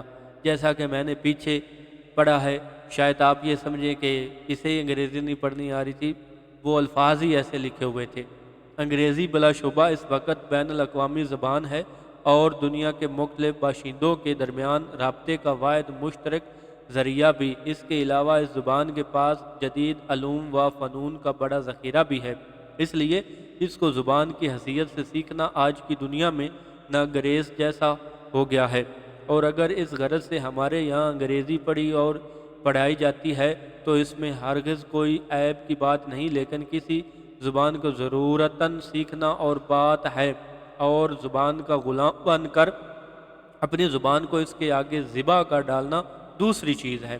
ہمارا معاملہ یہ ہے کہ جس کام کے لیے وقتاً انگریزی سیکھنا ضروری ہے، اس میدان میں تو ہماری انگریزی دانی کا معیار روز بروز گر رہا ہے۔ انگریزی کی جو صلاحیت پہلے صرف میٹرک پاس لوگوں میں ہوا کرتی تھی، اب گریجویٹس تو کیا بعض اوقات ماسٹر کی ڈگری رکھنے والے بھی نہیں ہوتی۔ جدید درسگاہوں کے بہت سے فارغ التحصیل افراد کا حال یہ ہے کہ وہ ایک صفحہ بھی صحیح انگریزی میں نہیں لکھ سکتے، نہ کوئی انگریزی کتاب پڑھ کر سمجھنے کی صلاحیت رکھتے ہیں، لیکن روزمرہ کی بول چال میں انگریزی کا جاؤ بجا استعمال ہے، اس میں روز بروز اضافہ ہو رہا ہے اور اسے معیار فضیلت سمجھا جا رہا ہے۔ انگریزی جملوں کے بے حد جا استعمال کا نتیجہ، اس رجحان کا نتیجہ یہ ہے کہ ہماری دیسی زبانیں بیچارگی کا شکار ہیں۔ لوگ اپنی مادری زبان کو بہتر بنانے کے بجائے اس کوشش میں ہیں کہ اس میں زیادہ سے زیادہ انگریزی الفاظ داخل کر کے اپنا علمی قدر اونچا کریں۔ اس کوشش سے انگریزی کی صلاحیت میں تو کوئی قابل ذکر اضافہ نہیں ہو رہا، لیکن اس مادری زبان سے ناواقفیت اس درجہ عام ہو گئی ہے کہ اللہ کی پناہ لوگوں کو اس بات تک کا احساس نہیں رہا کہ تشریف لانا کب بولنا جاتا ہے اور حاضر ہونا کب۔ چنانچہ اس قسم کے فقرے عام طور سے سننے میں آتے ہیں کہ میں آپ کے پاس تشریف لایا تھا اور آپ میرے پاس حاضر ہوئے تھے۔ اسی طرح عرض کرنے اور فرمانے کے محلے استعمال میں بھی اس قسم کی الٹ پلٹ روزمرہ کا معمول ہے۔ آپ نے عرض کیا تھا اور میں نے فرمایا تھا جیسے جملے بعض اوقات اچھے خاصے پڑھے لکھے لوگوں سے بھی سننے میں آ جاتے ہیں۔ میرے ایک دوست جو ایک اعلیٰ سرکاری افسر ہیں سنا رہے تھے کہ میں نے ایک مرتبہ اپنے دفتر کے ایک ساتھی سے کہا کہ کل میں ایک تقریب میں شرکت کے لیے چلا گیا تھا۔ یہ جملہ سن کر میرے ساتھی نے اعتراض کیا کہ تم عربی بہت بولنے لگے ہو۔ میں نے کہا معاف کیجیے، میرا مطلب یہ تھا کہ میں ایک فنکشن میں اٹینڈ کرنے کے لیے گیا تھا۔ انہوں نے فرمایا ہاں اب تم نے اردو میں بات کی۔ اندازہ کیجیے کہ جس ماحول میں تقریب اور شرکت جیسے الفاظ استعمال کرنے کو عربی بولنے سے تعبیر کیا جا رہا ہو، وہاں دوسرے علمی اور ادبی الفاظ کو اللہ جانے کیا سمجھا جاتا ہوگا۔ اس کا نتیجہ یہ ہے کہ ہماری دینی، علمی، ادبی اور ثقافتی زبان کا تقریباً 2/3 حصہ نہ صرف عام لوگوں کے لیے بلکہ ان اعلیٰ تعلیم یافتہ لوگوں کے لیے بھی اجنبی بن چکا ہے جن کی تربیت انگریزی کے زیر سایہ ہوئی ہے۔ عہد حاضر کے مشہور مورخ ٹائن بی نے اپنی کتاب مطالعہ تہذیب میں لکھا تھا کہ پہلے زمانے میں کئی بادشاہوں نے اپنے مخالفوں کا ملک فتح کرنے کے بعد ان کے کتب خانے جلائے تھے۔ مثلاً اندلس میں عیسائیوں نے مسلمانوں کے عظیم الشان علمی خزانوں کو نظر آتش کیا تھا۔ مقصد یہ تھا کہ اس قوم کا رابطہ اپنے ماضی سے کٹ جائے، لیکن مصطفیٰ کمال اتا ترک نے ترکی میں ایک ایسا آسان راستہ اختیار کیا کہ کتب خانے جلانے کی بدنامی بھی اٹھانی نہیں پڑی۔ وہ آسان راستہ یہ تھا کہ اس نے ترکی قوم کا رسم الخط بدل دیا۔ اب کتب خانے تو جوں کہ توں محفوظ رہے، لیکن اگلے وقتوں کے چند بوڑھوں کے سوا ان سے استفادہ کرنے والا کوئی باقی نہ رہا۔ ایسا معلوم ہوتا ہے کہ ہمارے ساتھ کمال اتا ترک کے راستے سے بھی زیادہ آسان راستہ اختیار کیا جا رہا ہے۔ ہمارے کتب خانے بھی جوں کہ توں محفوظ ہیں، رسم الخط بھی وہی کا وہی ہے، لیکن عربی اور فارسی تو کجا، خود اردو زبان کو بھی ہمارے لیے ایسا اجنبی بنایا جا رہا ہے کہ اس کے علمی اور ادبی الفاظ ہمارے لیے اچنبے بن کر رہ جائیں اور ہم اپنے دینی، علمی اور ادبی ذخیروں سے استفادہ کے قابل نہ رہیں۔ چنانچہ اس وقت صورتحال یہ ہے کہ ہمارے صرف عام لوگ ہی نہیں بلکہ بہت سے اعلیٰ تعلیم یافتہ حضرات بھی جو انگریزی اور اردو کی ملی جلی زبان کے عادی بن گئے ہیں، اردو کی علمی کتابوں کے مطالعے میں سخت مشکل محسوس کرتے ہیں۔ وہ اردو کی ادبی عبارتوں سے لطف نہیں لے سکتے۔ غالب ذوق اور انیس کو تو چھوڑ دیے، وہ اقبال مرحوم تک کے اشعار ٹھیک ٹھیک سمجھنے پر قادر نہیں، نہ ان اشعار میں پوشیدہ افکار، تعلیمات اور مضامین کا صحیح ادراک کر سکتے ہیں۔ اس وجہ سے میں یہ عرض کر رہا ہوں کہ عام بول چال میں انگریزی کا بے تحاشا استعمال اب ہمارے لیے ایک لمحہ فکریہ بن چکا ہے، جس پر ملک و ملت کے اہل فکر کو پوری سنجیدگی سے غور کرنا چاہیے۔ پہلے یہ استعمال صرف بول چال کی حد تک محدود تھا، لیکن اب رفتہ رفتہ ہماری تحریروں میں بھی تیزی سے دخل ہو رہا ہے، اور اب ایسی تحریروں میں اضافہ ہو رہا ہے جو انگریزی الفاظ سے بھری ہوئی ہوتی ہیں۔ ہماری ذمہ داری، ہمارے اہل فکر، اہل دانش اور اعلیٰ تعلیم یافتہ حضرات کو اس صورتحال کا پوری بیدار مغزی سے جائزہ لینا چاہیے۔ جب تک وہ خود اپنے عمل سے انگریزی کی اس غلامی سے آزادی کی کوشش نہیں کریں گے، یہ تشویشناک رجحان بڑھتا چلا جائے گا، اور ہم ایک ایسی قوم بن کر رہ جائیں گے جس کی اپنی کوئی زبان نہیں۔ بے شک انگریزی کے کچھ الفاظ ایسے ہیں جن اردو زبان نے اپنے مزاج کے مطابق قبول کر کے انہیں اپنے اندر سمو لیا ہے۔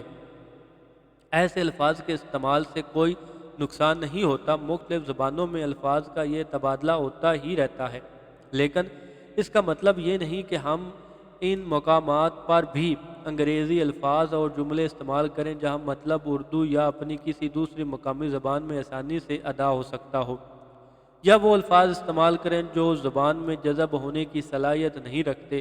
تعلیمی اغراض کے لیے انگریزی دنیا کے بیشتر ملکوں میں پڑھائی جا رہی ہے، لیکن جو دیوانگی ہم نے اختیار کی ہے وہ شاید کہیں اور اختیار نہیں کی گئی۔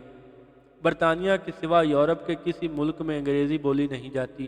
وہ انگریزی جاننے کے باوجود انگریزی نہیں بولتے، بلکہ بعض مرتبہ بد اخلاقی کی حد تک غیر ملکیوں کے سامنے اپنی زبان بولے چلے جاتے ہیں۔ خاص طور پر مجھے فرانس میں اس کا تجربہ ہوا اور اس کی وجہ سے خاصی پریشانی اٹھانی پڑی۔ انگریزی وہ بھی پڑھاتے ہیں مگر انہوں نے اسے اپنے اوپر سوار ہونے نہیں دیا، چونکہ جا انگریزی بولنے کی عادت پڑ چکی ہے اور انگریزی تعبیرات زبان پر چڑھ چکی ہے، اس لیے شاید شروع میں اس طریقے کو چھوڑنے میں کچھ دشواری ہوگی، لیکن یہ یاد رکھیں کہ اس ناعاقبت اندیشانہ طرز عمل پر اصرار اپنی نسلوں کو مادری زبان اور اس میں موجود شاندار علمی اور ادبی سرمایہ سے سرسرا محروم کرنے کے مترادف ہوگا۔ زبان صرف ایک اتفاقی ذریعہ اظہار نہیں ہے، بلکہ یہ کسی عقیدہ، فکر اور تہذیب ثقافت کے ساتھ رشتہ جوڑنے کا ایک مؤثر ذریعہ بھی ہے۔ لہٰذا اپنی زبان سے دستبرداری کا مطلب اپنے پورے ماضی سے، اپنے عقیدے اور اپنی فکر سے اور اپنی تہذیب و ثقافت سے منہ موڑنا ہے۔ اگر ہمیں اپنی نسلوں کو اس ہولناک اقدام سے بچانا ہے تو ہمیں اپنی یہ عادت بدلنی ہوگی۔ لہٰذا ہماری جملہ ذمہ داریوں میں سے یہ بھی ایک اہم ذمہ داری ہے کہ ہم اپنے بچوں کو صحیح اردو بولنے والا بنانے کی کوشش کریں۔ بڑوں کا ادب سکھانا، بچوں کو بڑوں کا ادب سکھائیں اور بڑوں کا اکرام کرنے کی تعلیم دیں۔ جو بچے بڑوں کا ادب کرتے ہیں تو بڑے ان کو اچھی نصیحتیں کرتے ہیں، اور بزرگوں کی نصیحتیں ان کے لیے آب حیات ثابت ہوتی ہیں۔ اگر بچے بڑوں کا ادب کریں گے تو ان کی نصیحتیں بھی دل کی توجہ سے سنیں گے اور اس پر عمل کر کے فائدہ اٹھائیں گے، لیکن اگر بچے ان کی عزت اور ادب نہ کریں گے تو ان کی نصیحتوں کو بھی اہمیت نہ دیں گے، اور اس طرح وہ بڑوں کے علم اور ان کے تجربوں سے کچھ بھی فائدہ نہ اٹھا سکیں گے۔ جو بچہ استادوں کا ادب کرتا ہے تو استاد اس بچے کو محنت، توجہ اور بہت پیار سے پڑھاتے ہیں اور چاہتے ہیں کہ ایسے پیارے اور ہونہار بچے کو کسی طرح بھی اپنا علم گھول کر پلا دیں۔ جو بچے بڑوں کا ادب کرتے ہیں تو وہ ان سے محبت کرتے ہیں، ان کو دعائیں دیتے ہیں، عقل اور تمیز کی باتیں سکھاتے ہیں، اور بے ادبی کرنے والے بچے ایسی برکتوں سے محروم رہتے ہیں۔ اس لیے ماں کو چاہیے کہ وہ اپنے بچوں کو بڑوں کا ادب کرنے کا تعلیم دے، بچوں کی یہ حدیث یاد کرائیں۔ ترجمہ ہے، جو ان کسی بڑی عمر والے شخص کی اس کے بڑھاپے کے سبب تعظیم اور عزت کرتا ہے تو اللہ تعالیٰ اس کے بڑھاپے کے وقت کسی ایسے شخص کو متعین کر دیتا ہے جو اس کی تعظیم و خدمت کرتا ہے۔ ان کو بتائیں کہ آپ اگر اپنے بڑوں کا، اساتذہ کا اور بزرگوں کا ادب کریں گے تو کل جب آپ بڑے ہو جائیں گے آپ کی بھی عزت ہوگی اور احترام کیا جائے گا، اور اللہ تعالیٰ آپ کی عمر میں برکت بھی عطا فرمائیں گے۔ بچوں کے دل میں عربی زبان کی محبت پیدا کرنا، محترم والدین، جیسا کہ آپ جانتے ہیں کہ اسلام میں عربی کی کتنی اہمیت ہے۔ حضور اکرم صلی اللہ علیہ وآلہ وسلم کی زبان بھی عربی، قرآن کریم بھی عربی میں، اور جنت کی زبان بھی عربی ہوگی، اس لیے عربی زبان سے محبت کرنی چاہیے۔ حدیث میں ہے، اہل عرب سے 3 وجوہات سے محبت کرو، میری زبان عربی ہے، قرآن کی زبان عربی ہے، جنت کی زبان عربی ہے۔ لہٰذا اگر ایسی فضیلت والی زبان ہمیں نہیں آتی تو کم از کم اپنے بچوں کو ضرور عربی زبان سکھلائیں، تاکہ وہ قرآن حدیث کے احکامات کو صحیح طور پر سمجھ سکیں، اور قرآن و حدیث میں جتنی دعائیں ہوتی ہیں انہیں معنی مفہوم کے دھیان کے ساتھ مانگ سکیں۔ بلا شبہ اللہ جل شانہ تمام زبانوں کو سمجھتے ہیں، بلکہ دل کے خیالات سے بھی واقف ہیں، لیکن جو مسنون دعا عربی میں آپ صلی اللہ علیہ وسلم سے منقول ہیں، معنی پر دھیان رکھتے ہوئے وہ مانگی جائیں تو اللہ پاک اس سے زیادہ خوش ہوتے ہیں۔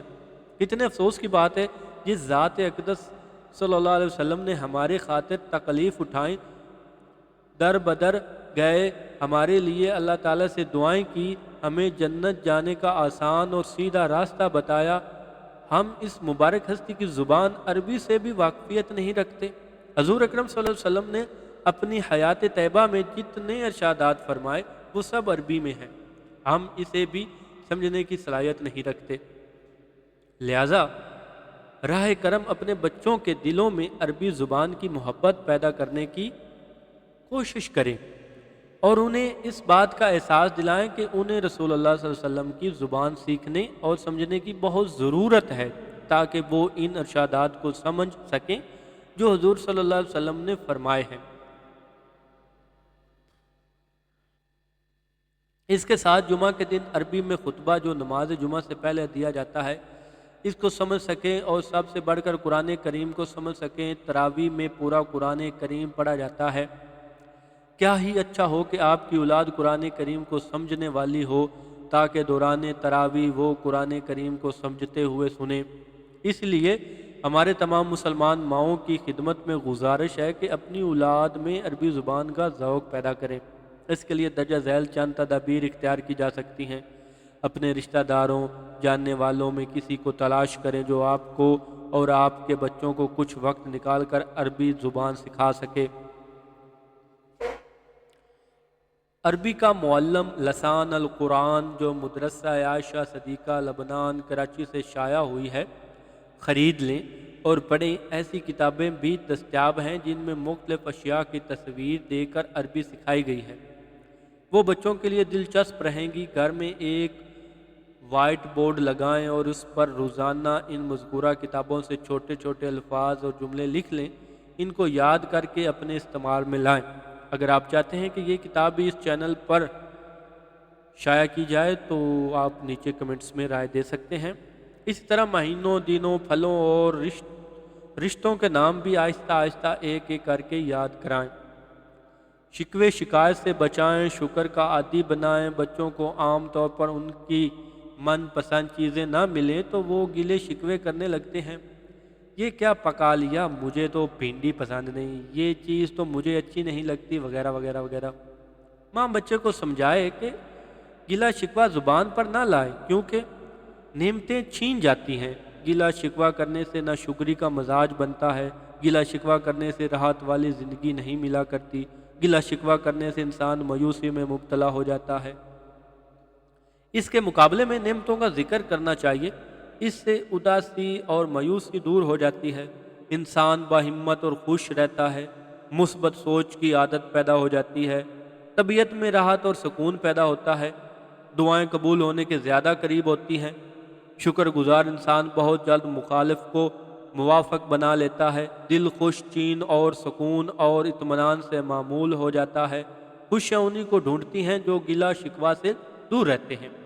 منفی سوچ اور منفی پہلو پر نظر نہ رکھیے۔ بچوں کو سمجھائیں کہ کھربوں اربوں انسانوں سے اللہ تعالیٰ نے ہم کو اچھا بنایا ہے، اس لیے ہمیں خوش رہنا چاہیے، خوشیاں ڈھونڈنی چاہیے، پریشانیوں کو رونا نہیں چاہیے، ہر چیز کو اللہ تعالیٰ کی نعمت سمجھ کر شکر ادا کرنا چاہیے، اور اس کے لیے فرض نماز کے بعد یہ دعا مانگنی چاہیے۔ اس دعا کا ترجمہ ہے، اے اللہ آپ کو یاد کرنے، آپ کا شکر ادا کرنے اور اچھی طرح آپ کی عبادت کرنے میں میری مدد فرما۔ کیا آپ کا بچہ کند ذہن ہے؟ ہر ماں باپ کی خواہش ہوتی ہے کہ ان کا بچہ پڑھ لکھ کر قابل بن جائے، مگر کیا ہر بچہ ماں باپ کی خواہش پر پورا اترتا ہے؟ ایسا ہرگز نہیں ہے۔ بعض بچے تو ذرا سی توجہ سے اچھے نتائج حاصل کر لیتے ہیں، مگر کچھ بچے ایسے بھی ہوتے ہیں جو اچھے اسکول میں پڑھنے اور ٹیوشن حاصل کرنے کے باوجود بھی پڑھنے لکھنے میں پیچھے رہ جاتے ہیں۔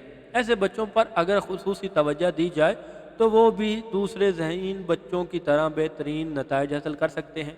کند ذہن رہنے کی وجہ، بعض دفعہ دیکھا گیا ہے کہ کند ذہن بچوں پر خصوصی توجہ دینے کے بجائے ان کے والدین یا اساتذہ انہیں مختلف قسم کے لقبات سے نوازتے رہتے ہیں۔ مثلا یہ بچہ تو بڑا لاپرواہ ہے، نہ جانے اس کا دھیان ہر وقت کدھر رہتا ہے، ویسے تو یہ خوب تیز ہے، دوسروں کی شکایتیں بھی خوب کرتا ہے، کھیل کود میں بھی کسی سے پیچھے نہیں، لڑتا پھرتا بھی رہتا ہے، مگر پڑھائی کے وقت نہ جانے اسے کیا ہو جاتا ہے۔ نقصانات، والدین کے اس طرز عمل سے وہ تنہائی پسند ہو جاتا ہے، بچے کی شخصیت پر منفی اثر پڑتا ہے، اس میں چڑچڑاپن پیدا ہو جاتا ہے، وہ جذباتی اور عدم تحفظ کا شکار ہو جاتا ہے، اس کے اندر منفی صلاحیتیں مختلف پہلوؤں سے اجاگر ہونا شروع ہو جاتی ہیں۔ اکثر ایسے بچوں کو ایسے الفاظ دہراتے ہوئے پایا گیا، ہاں میں برا ہوں، اللہ تعالیٰ کرے میں مر جاؤں، استغفر اللہ۔ تعلیم سے متعلق بچوں کو درپیش چند دشواریاں۔ نیو یارک میں بچوں کے والدین کا ایک اجلاس ہوا جس میں آزموش دشواریاں کی اصطلاح سامنے آئی، جس کا تعلق ان بچوں سے تھا جن کی ذہنی استعداد تھی کہ تو عام بچوں کی طرح، مگر ان کو اپنا سبق یاد کرنے میں عارضی معمولی دقت محسوس ہوتی ہے۔ بچوں میں پائی جانے والی آموزشی دشواریوں کی چند اقسام یہ ہیں: سمجھنے میں دشواری، املا لکھنے میں دشواری، یاد کرنے میں دشواری، از خود کسی تعلیمی مسئلے کو حل کرنے میں دشواری، بار بار پڑھنے یا کتاب لے کر بیٹھنے کے باوجود صحیح طرح نہ سمجھنے میں دشواری۔ ہماری ذمہ داری ہے، اگر یہ خاص علامتیں بظاہر ایک صحت مند اور نارمل بچے میں پائی جائیں تو ایسے والدین کو چاہیے کہ ان بچوں کے ساتھ اپنے برتاؤ میں مندرجہ ذیل احتیاط برتیں۔ بچے کو ہر وقت ڈانٹ ڈپٹ نہ کریں، ایسے بچوں کا کسی دوسرے بچے سے موازنہ نہ کریں، ان کے بارے میں تنزیہ یا نفرت کا لہجہ اختیار نہ کریں، اور خاص طور پر ان کی شخصیت کو ہرگز نظر انداز نہ کریں۔ وقت ضائع کیے بغیر اسے کسی اچھے ماہر نفسیات کو دکھائیں اور دیندار تجربہ کار بزرگ یا ماہر عالم مفتی سے مشورہ کریں تاکہ مناسب تشخیص کے بعد بچے میں موجود آموزش کی دشواریوں کو خصوصی تراکیب کی مدد سے اگر ختم نہیں تو کم سے کم کیا جا سکے اور آپ کا بچہ بھی تعلیمی مراحل بھرپور طریقے سے طے کرے۔ ایسا بچہ خصوصی توجہ کا طالب ہوتا ہے۔ اگر آپ مصروف ہیں تو مصروفیت ترک کر کے اس کو خصوصی توجہ دیں، یہ آپ کی دینی اور معاشرتی فریضہ ہے۔ تھوڑی سی توجہ سے آپ کا وہ بچہ جسے آپ کند ذہن سمجھتے ہیں دوسرے بچوں کی طرح اچھی کارکردگی کا مظاہرہ کر سکتا ہے۔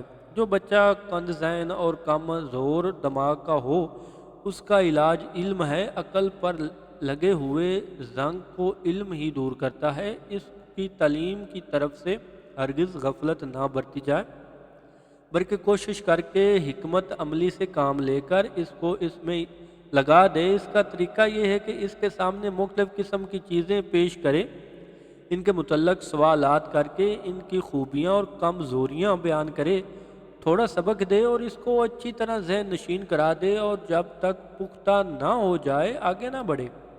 بچوں کو سمجھاتے ہوئے 3 سنتیں زندہ کرنا۔ ماں کو چاہیے کہ بچے کی غلطی پر پیار محبت سے سمجھائے اور اس میں وہ طریقہ اختیار کرے جو حضور اکرم صلی اللہ علیہ وسلم نے کیا تھا۔ حضور اکرم صلی اللہ علیہ وسلم کا ہر طریقہ رحمت ہی رحمت ہے۔ ہم ہر کام حضور صلی اللہ علیہ وسلم کے طریقے کے موافق کریں گے تو ہماری بہت سی پریشانیاں دور ہو جائیں گی اور گھروں میں بہت برکتیں آئیں گی۔ اس کے لیے ہر ماں کو چاہیے کہ اسوہ رسول اکرم صلی اللہ علیہ وسلم اور معارف الحدیث ان 2 کتابوں کا ضرور مطالعہ کریں۔ حدیث کی کتابوں میں حضور اکرم صلی اللہ علیہ وسلم کا بچوں کو تربیت دینے کا ایک واقعہ لکھا ہے۔ اللہ تعالی ہم سب کو بھی اس طریقے پر بچوں کی تربیت کرنے کی توفیق عطا فرمائے، آمین۔ حضرت رفع بن عمر غفاری کہتے ہیں کہ جب میں بچہ تھا تو انصار کے کھجور کے درختوں پر پتھر پھینکا کرتا تھا۔ ایک دن انصار مجھے پکڑ کر نبی کریم صلی اللہ علیہ وسلم کی خدمت میں لے گئے۔ آپ صلی اللہ علیہ وسلم نے مجھ سے فرمایا، اے لڑکے، تم کھجوروں کے درخت پر پتھر کیوں پھینکتے ہو؟ راوی کہتے ہیں کہ میں نے عرض کیا کہ کھجوریں کھاتا ہوں، یعنی کھجوریں کھانے کے لیے ان کے درختوں پر پتھر مارتا ہوں، کسی اور مقصد سے نہیں پتھر پھینکتا۔ آپ صلی اللہ علیہ وسلم نے فرمایا، پتھر نہ پھینکا کرو، وہاں جو کھجوریں درخت کے نیچے گری ہوں ان کو کھا لیا کرو۔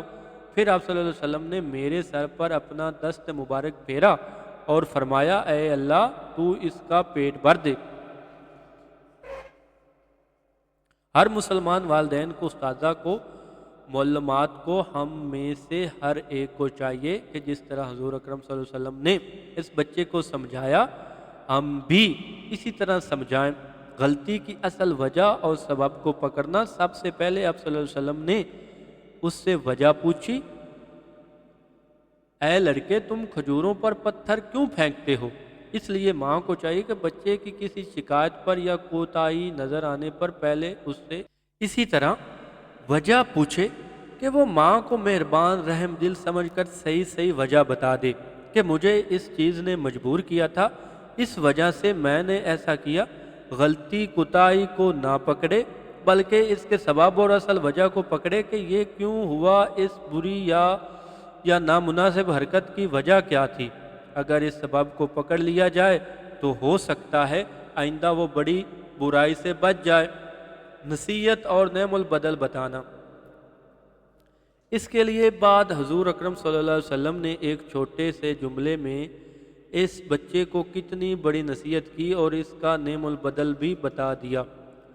فرمایا، پتھر نہ پھینکا کرو، وہاں جو کھجوریں درخت کے نیچے گری پڑی ہوں ان کو کھا لیا کرو۔ دیکھیے، بچے کی جو خواہش تھی کھجوریں کھانے کی وہ بھی پوری ہو گئی، اور جو لوگوں کو تکلیف تھی ان کے درختوں پر پتھر پڑتے تھے جس سے اور کھجوریں بھی خراب ہوتی تھی، وہ بھی دور ہو گئی۔ جب بچوں کو اسی طرح سمجھائیں گے تو ضرور ان بچوں پر حضرات رفیع کا اثر آئے گا۔ سر پر ہاتھ پھیرنا اور دعا دینا۔ تیسری سنت یہ ہے کہ پھر آپ صلی اللہ علیہ وسلم نے اس بچے کے سر پر ہاتھ پھیرا اور دعا دی، اے اللہ، تو اس کا پیٹ بھر۔ اس لیے ماں کو چاہیے ہر بات سمجھاتے ہوئے بچے کے سر پر ہاتھ رکھ کر سمجھائے، اس سے بچے کے اندر اعتماد پیدا ہوگا، وہ ماں باپ کو ظالم سمجھنے کے بجائے اپنا محب سمجھے گا۔ اسی طرح ہر مرتبہ ماں بچے کو اسی کام کی مناسبت سے دعا بھی دیتی رہے، جیسے آپ صلی اللہ علیہ وسلم نے کھجور کھانے کے موضوع پر اس بچے کو سمجھانے کے بعد یہ دعا دی، اے اللہ، اس کا پیٹ بھر دے۔ ماں اسی طرح دعا دے گی تو بچے کا یقین بڑھتا جائے گا کہ صرف غذا سے اور کھانا کھانے سے پیٹ نہیں بھرتا بلکہ اللہ تعالیٰ کے حکم سے بھرتا ہے، اس لیے کہ ماں نے مجھے دعا دی تھی کہ اللہ تعالیٰ میرا پیٹ بھر دے، تو اللہ تعالیٰ تھوڑے کھانے سے بھی پیٹ بھر سکتا ہے اور زیادہ کھانے سے بھی۔ لہذا آہستہ آہستہ اور وہ بچہ اپنے تمام کاموں میں اللہ تعالیٰ سے دعا مانگنے والا بن جائے گا۔ امید ہے کہ ماں باپ اور ہر معلم بچوں کو سمجھاتے ہوئے ان 3 مبارک سنتوں کا اہتمام کریں گے۔ برے ماحول اور دوستوں سے اپنے بچوں کی حفاظت کرنا۔ بعض دفعہ گھر کے اندر تو بچوں پر خوب توجہ دی جاتی ہے، لیکن گھر سے باہر اس کے ماحول اور دوستوں کی خبر گیری نہیں کی جاتی۔ کبھی اپنے آرام کی خاطر بچوں کو گھر سے باہر کھیلنے کے لیے نکال دیتے ہیں اور خود مطمئن ہو جاتے ہیں۔ نیک صحبت کی اہمیت اور بری صحبت کا اثر۔ نبی کریم صلی اللہ علیہ وسلم کا درجہ ذیل فرمان مبارک ملاحظہ فرمائیں، انسان اپنے دوست کے طریقے پر ہوتا ہے، اس لیے تم میں سے ہر شخص یہ دیکھ لے کہ وہ کس سے دوستی کر رہا ہے۔ ایک اور جگہ نبی کریم صلی اللہ علیہ وسلم نے ہم عمر ساتھی کی صحبت سے پڑنے والے اثرات کو بڑے دل نشین انداز میں بیان فرمایا۔ اچھے اور برے ساتھی کی مثال مشک بیچنے والے اور بھٹی دھو महकने वाले की तरह है। मुश्क बेचने वाला या तो तुम्हें तोहफे में कुछ मुश्क देगा या तुम इससे मुश्क खरीद लोगे, और कुछ भी ना सही तो उम्दा खुशबू तो तुम्हें ज़रूर मैसर आ जाएगी। और भट्ठी धोंकने वाला या तुम्हारे कपड़े जला देगा या कम अज़ कम तुम्हें बदबू से दो चार होना पड़ेगा। बुरी सुबत से दूर रखने के लिए रसूलुल्लाह सल्लल्लाहु अलैहि वसल्लम ने एक मौका पर फरमाया, तुम बुरे साथी से बचो क्योंकि तुम उसी के साथ पहचाने जाओगे। एक मिसल मशहूर है कि साथी अपने साथी को अपनी तरफ खींचने वाला होता है। असहाबे बसीरत व मौरफ़त कहते हैं, मुझसे ये मत पूछो कि मैं कौन हूँ, बल्कि मुझसे ये पूछो कि मैं किसके साथ रहता हूँ। इसके ज़रिए से तुम पहचान लोगे कि मैं कौन हूँ। किस शायर ने क्या खूब कहा है, किसी शख्स से खुद उसके बारे में दरियाफ़त ना करो बल्कि इसके साथी के बारे में पूछो, इसलिए कि हर साथी अपने साथी की पैरवी किया करता है। हमारी ज़िम्मेदारी, याद रखिए, घर का माहौल अगर 58% बच्चे की तरबियत पर असर डालता है तो 28% बाहर के माहौल और दोस्तों का भी असर पड़ता है। इससे लापरवाह बिल्कुल ना होना चाहिए, बल्कि इस बात का ख़ास ख्याल रखना चाहिए कि बच्चा किस माहौल में उठता बैठता है और इसके दोस्त कैसे हैं, यानी उनके इखलाक, मामलात और उनके घरों का माहौल कैसा है।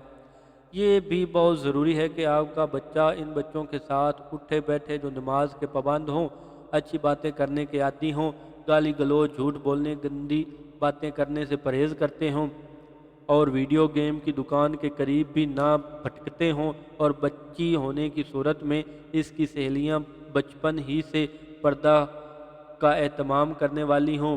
माँ अपनी औलाद के लिए ऐसे दोस्तों और सहेलियों का इंतखाब करे जो नेक, साहलिया और दयानतदार हों और पुख्ता इस्लामी समझ और कामिल तहजीब से आरास्तगी में दूसरों से मुमताज़ हों।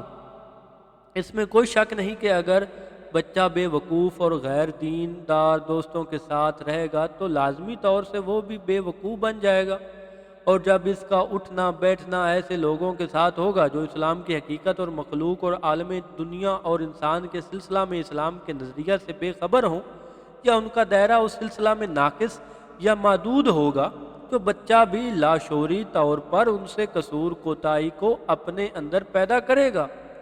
लिहाजा सिर्फ इतनी बात काफ़ी नहीं कि साथी नेक, साले और नमाजी हो, और ना सिर्फ ये काफ़ी है कि वो तहजीब याफ्ता और तेज़ तरार और ज़की हो, बल्कि ये ज़रूरी है कि सलाह तकवा के साथ साथ इसमें अकली पुख्तगी और माशरती अमूर की समझ और एक और इस्लामी फ़हम में पुख्तगी भी हो, ताकि इसकी वजह से बराबर का साथी मुत्तकी, पुख्तगी रफ़ीक बन सके और वो पुख्ता रफ़ीक बन सके। इसके साथ साथ अपने बच्चे के जहन में भी बुरी आदत की मजम्मत पैदा करें। मज़ीद ये कि अपने बच्चे को दाई बनाएं और नेकी का हुक्म करने और बुराई से रोकने की ताकीद भी करें, ताकि आपका बच्चा बचपन ही से दूसरे बच्चों को बुराई से रोकने वाला और नेकी पर लाने वाला बन जाए। और जाहिर है जब वो किसी बात से दूसरे को रोकेगा तो खुद भी ज़रूर इससे रोकेगा। जिस बात की दावत देगा खुद उस बात पर पहले ज़रूर आएगा। अल्लाह ताला से अपने बच्चे और दूसरे बच्चों के लिए दुआ मांगे। करीब अल बलूग बच्चों को शरई मसाइल सिखाना। हमारे माशरे का एक अहम तरीन मसला ये है कि बाज़ माँ बाप अपने बच्चे से अजीब तरह की शर्म करते हैं और इस शर्म में उनको शरई मसाइल तक से नावाकफ़ रखते हैं और ये ख्याल करते हैं जब बड़े हो जाएंगे तो खुद पता चल जाएगा। इसका नतीजा ये होता है कि औलाद, ख़ुसूसन लड़के, जब बलूगत की उम्र को पहुँचते हैं और अपने जिस्म में कुछ मखसूस तब्दीलियाँ महसूस करते हैं तो इन तब्दीलियों की वजह मालूम करने के ख्वाह होते हैं, लेकिन बाप, बड़े भाई, उस्ताद से पूछने की जुर्रत नहीं कर सकते। नतीजतन उस स्टालों में बिकने वाली गंदे लिटरेचर और हम उम्र दोस्तों से मालूमात हासिल करने की कोशिश करते हैं, जिसकी वजह से बुरी आदत में मुब्तला हो जाते हैं, یا پھر کچھ بے مقصد باتیں ان کے ذہنوں میں بیٹھ جاتی ہیں۔ لہٰذا ہماری درخواست ہے کہ جیسے ہی آپ محسوس کریں کہ اولاد بالغ ہونے کے قریب ہے تو بچیوں کے لیے خود اور بچوں لڑکوں کے لیے ان کے والد صاحب کو تیار کریں کہ وہ انہیں نہایت ہی حکمت سے کچھ ضروری باتیں سمجھا دیں اور کچھ کتاب مطالعہ کے لیے انہیں دے دیں۔ مثلا لڑکیوں کے لیے بہشتی زیور حصہ اول اور لڑکوں کو مسائل غسل تالیف مفتی عبدالرؤف سکھروی صاحب وغیرہ۔ ساتھ ہی یہ بھی بتا دیں کہ اگر کوئی بات دوران مطالعہ سمجھ نہ آئے تو پوچھ لیں۔ اس طرح کرنے سے ان کے ذہنوں کے سوالات خود بخود ہی ختم ہو جائیں گے اور پریشانی اور دوستوں سے پوچھنے سے بچ جائیں گے، اور بالغ ہونے کے بعد جو پاکی اور ناپاکی کے احکامات ہیں ان سے بھی آگاہ ہو جائیں گے اور ان پر عمل کر کے آپ کے لیے آخرت میں نجات اور اپنے لیے اللہ تعالیٰ کو راضی کرنے والے بن جائیں گے۔ ماں اپنی بچیوں کی تربیت میں جب وہ بالغ ہونے لگی ان چند امور کا بھی خیال رکھیں۔ اپنے اور بچیوں کا لباس اس طور سے بنائیں کہ دونوں میں امتیاز ہو سکے، ایک جیسے کپڑے نہ ہوں۔ بچوں کو پابند بنائیں کہ والدین کے کمرے میں بلا اجازت نہ جائیں۔ اپنے اور بچیوں کے کپڑے الگ الگ رکھے جائیں، بستر بھی ایک کے الگ الگ ہوں اور اپنے اپنے بستروں پر سونے کا پابند بنایا جائے۔ بچوں کے لیے ایک کتب خانہ بنانا۔ ماں باپ کو چاہیے کہ جب بچہ پڑھنے کے قابل ہو جائے تو اس کے لیے ایسی چھوٹی چھوٹی کتابوں کا انتخاب کرے جو اس کو بچپن سے دین کی طرف لانے کا ذریعہ بنے۔ ان کتابوں کے ذریعے اس کے دل میں اللہ تعالیٰ اور اس کے رسول صلی اللہ علیہ وسلم کی محبت پیدا ہو اور اچھی صفات اس کے اندر پیدا ہوں اور بری صفات سے بچنے والا بنے۔ پھر انہوں نے کتابوں میں پڑھا ہے ان سے کہلوائیں کہ آؤ بچوں ہمیں اللہ تعالیٰ کے اسماء حسنہ سناؤ کہ کس کو کتنے یاد ہیں، کون اسماء حسنہ کو لکھ سکتا ہے؟ اچھا پیارے بچوں یہ بتلاؤ اسماء حسنہ کے معنی کون بتا سکتا ہے؟ کس کو اچھی اچھی نظمیں یاد ہیں؟ عربی میں گنتی کس کو کہاں تک یاد ہے؟ آیت الکرسی، دعائے قنوت، التحیات کون لکھ کر بتا سکتا ہے؟ سارے بچے ادھر آ جاؤ، آج ہم تم کو ابراہیم علیہ السلام کا قصہ سناتے ہیں۔ ادب سے سلیقے سے بیٹھ جاؤ اور غور سے سنو۔ کیوں بھیا تیار ہو گئے؟ امی جلدی سنائیے۔ اچھا بیٹا سنو۔ حفصہ جاؤ تم الماری سے نبیوں کی سچی کہانیاں کتاب لے آؤ، میں اس میں سے پڑھ کر سناتی ہوں۔ اچھا زبیر اب یہ قصہ تم ہم کو لکھ کر بتاؤ اور پھر یہ قصہ اپنے دوستوں کو بھی سنانا، ہم ہفتے کے دن آپ کا امتحان لیں گے۔ اچھا بچوں تم لوگ تھکے تو نہیں؟ توجہ سے ہماری بات سنو گے؟ ہاں امی ہم ضرور سنیں گے۔ شعیب اچھا چاچی آپ تھوڑی دیر صبر کر لیجئے، میں اپنی امی کو بتا کر آتا ہوں پھر سنائیے گا۔ ہم آپ کو فضائل اعمال میں سے 5 وقت اہتمام سے نماز پڑھنے کے 5 فضائل سناتے ہیں، پہلے اچھی طرح سن لو پھر اس کو کاپی میں لکھ لینا۔ بس میرے پیارے آنکھوں کے تارے اب سو جاؤ۔ اسی طرح ماں بچوں کے لیے ایک چھوٹا سا کتب خانہ بنائے اور اپنے لیے خود بھی کتب خانے بنانے کی کوشش کریں۔ ہم آپ کے لیے اور آپ کے بچوں کے لیے کچھ کتابیں لکھتے ہیں، اپنی گنجائش اور حیثیت کے موافق ان کتابوں کو خریدا کر اپنے پاس رکھیں۔ ابتدائی نقوش اور تربیتی خطوط۔ ماہرین تعلیم و تربیت اور علماء نفسیات نے اس حقیقت پر بہت زور دیا ہے کہ بچے کے ذہن کی سادہ تختی پر جو ابتدائی نقوش پڑ جاتے ہیں وہ کبھی نہیں مٹتے، خواہ ان کو مٹا ہوا سمجھ لیا جائے، لیکن در حقیقت وہ مٹتے نہیں، دب جاتے ہیں اور وقت پر ابھرتے ہیں۔ اس حقیقت کو تسلیم کر لینے کے بعد ماؤں اور بچوں کی تربیت کرنے والوں کی ذمہ داری بہت بڑھ جاتی ہے، جو اس سادہ تختی پر آسانی کے ساتھ اچھے سے اچھے نقش بنا سکتے ہیں اور جن کو کوئی طاقت اور کوئی تعلیم تربیت آسانی کے ساتھ مٹا نہیں سکتی۔ حضرت مولانا ابو الحسن علی ندوی رحمۃ اللہ علیہ کی والدہ محترمہ کی ان کی تربیت سے متعلق چند باتیں اور جو ان کو خطوط لکھے ہیں ہم ان کو یہاں نقل کرتے ہیں۔ تمام مسلمان ماؤں سے گزارش ہے کہ ان کے ہر جملے کو غور فکر سے پڑھیں اور یہی جذبہ اپنی اولاد کے اندر پیدا کرنے کی کوشش کریں۔ مولانا ابو الحسن الندوی رحمۃ اللہ علیہ فرماتے ہیں، مجھے اس مختصر سے مضمون میں ان ابتدائی نقوش کا ذکر کرنا ہے جو بچپن کی سادہ لو پر ثبت ہوئے اور جن کا فیض میری زندگی میں برابر شامل رہا۔ دل نہ دکھانا۔ ان میں سے ایک بات یہ ہے کہ میری والدہ نے بچپن سے اس بات کا بڑا خیال اور نگرانی رکھی کہ میں کسی پر ظلم نہ کرنے پاؤں اور کسی کا دل نہ دکھاؤں۔ بچے کے پاس طاقت ہی کیا ہوتی ہے جو وہ کسی پر ظلم کرے؟ پھر بھی سب جانتے ہیں کہ بچہ اپنے محدود دائرہ اور ماحول میں اپنی کمزوری اور بے بسی کے باوجود بہت کچھ ظلم کر لیتا ہے۔ بچے کے اندر بھی ایک خودی اور عنایت ہوتی ہے، یہ بچے کی شخصیت کا اظہار ہے اور زندگی اور ذہانت کی علامت ہے۔ بچہ اس عنایت سے فائدہ اٹھاتا ہے اور اس کو جاوے جا استعمال کرتا ہے، اپنے ہم جولیوں پر زیادتی کرتا ہے، نوکروں پر ظلم کرتا ہے، کسی کی توہین کرتا ہے، کسی کا مذاق اڑاتا ہے۔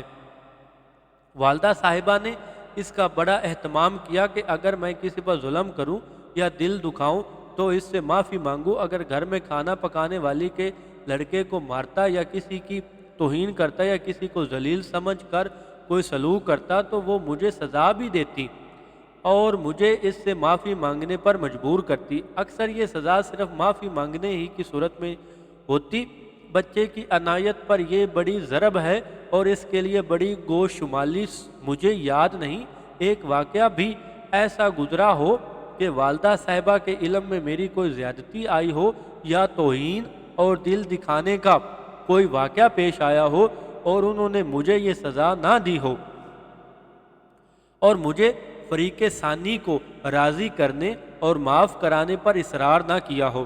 نتیجہ اس تربیت کا نتیجہ یہ ہے کہ ہزار کوتاہیوں اور کم زیروں کے باوجود اب میں دل آزاری اور توہین تحریک کو گناہ کبیرہ سمجھتا ہوں، حتی الامکان اس سے بچنے کی کوشش کرتا ہوں، اور اگر کبھی نادانستہ یا بلا ارادہ ایسا قصور ہو جاتا ہے تو جلد سے جلد اس کی تلافی کی کوشش کرتا ہوں اور معافی مانگتا ہوں۔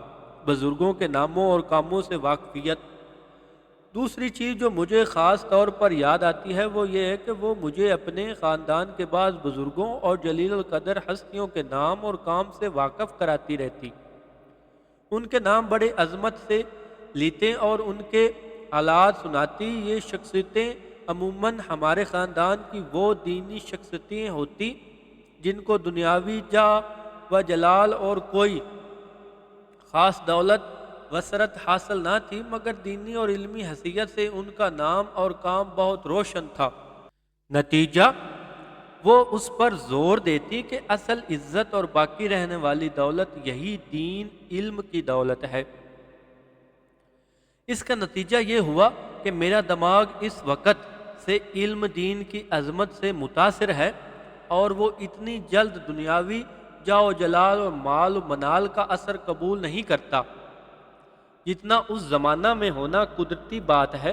میرے دل پر ابھی تک ان بزرگوں کے نام نقش ہیں اور ان کی عظمت کا سکہ بیٹھا ہوا ہے جن کا والدہ صاحبہ کثرت سے نام لیتی۔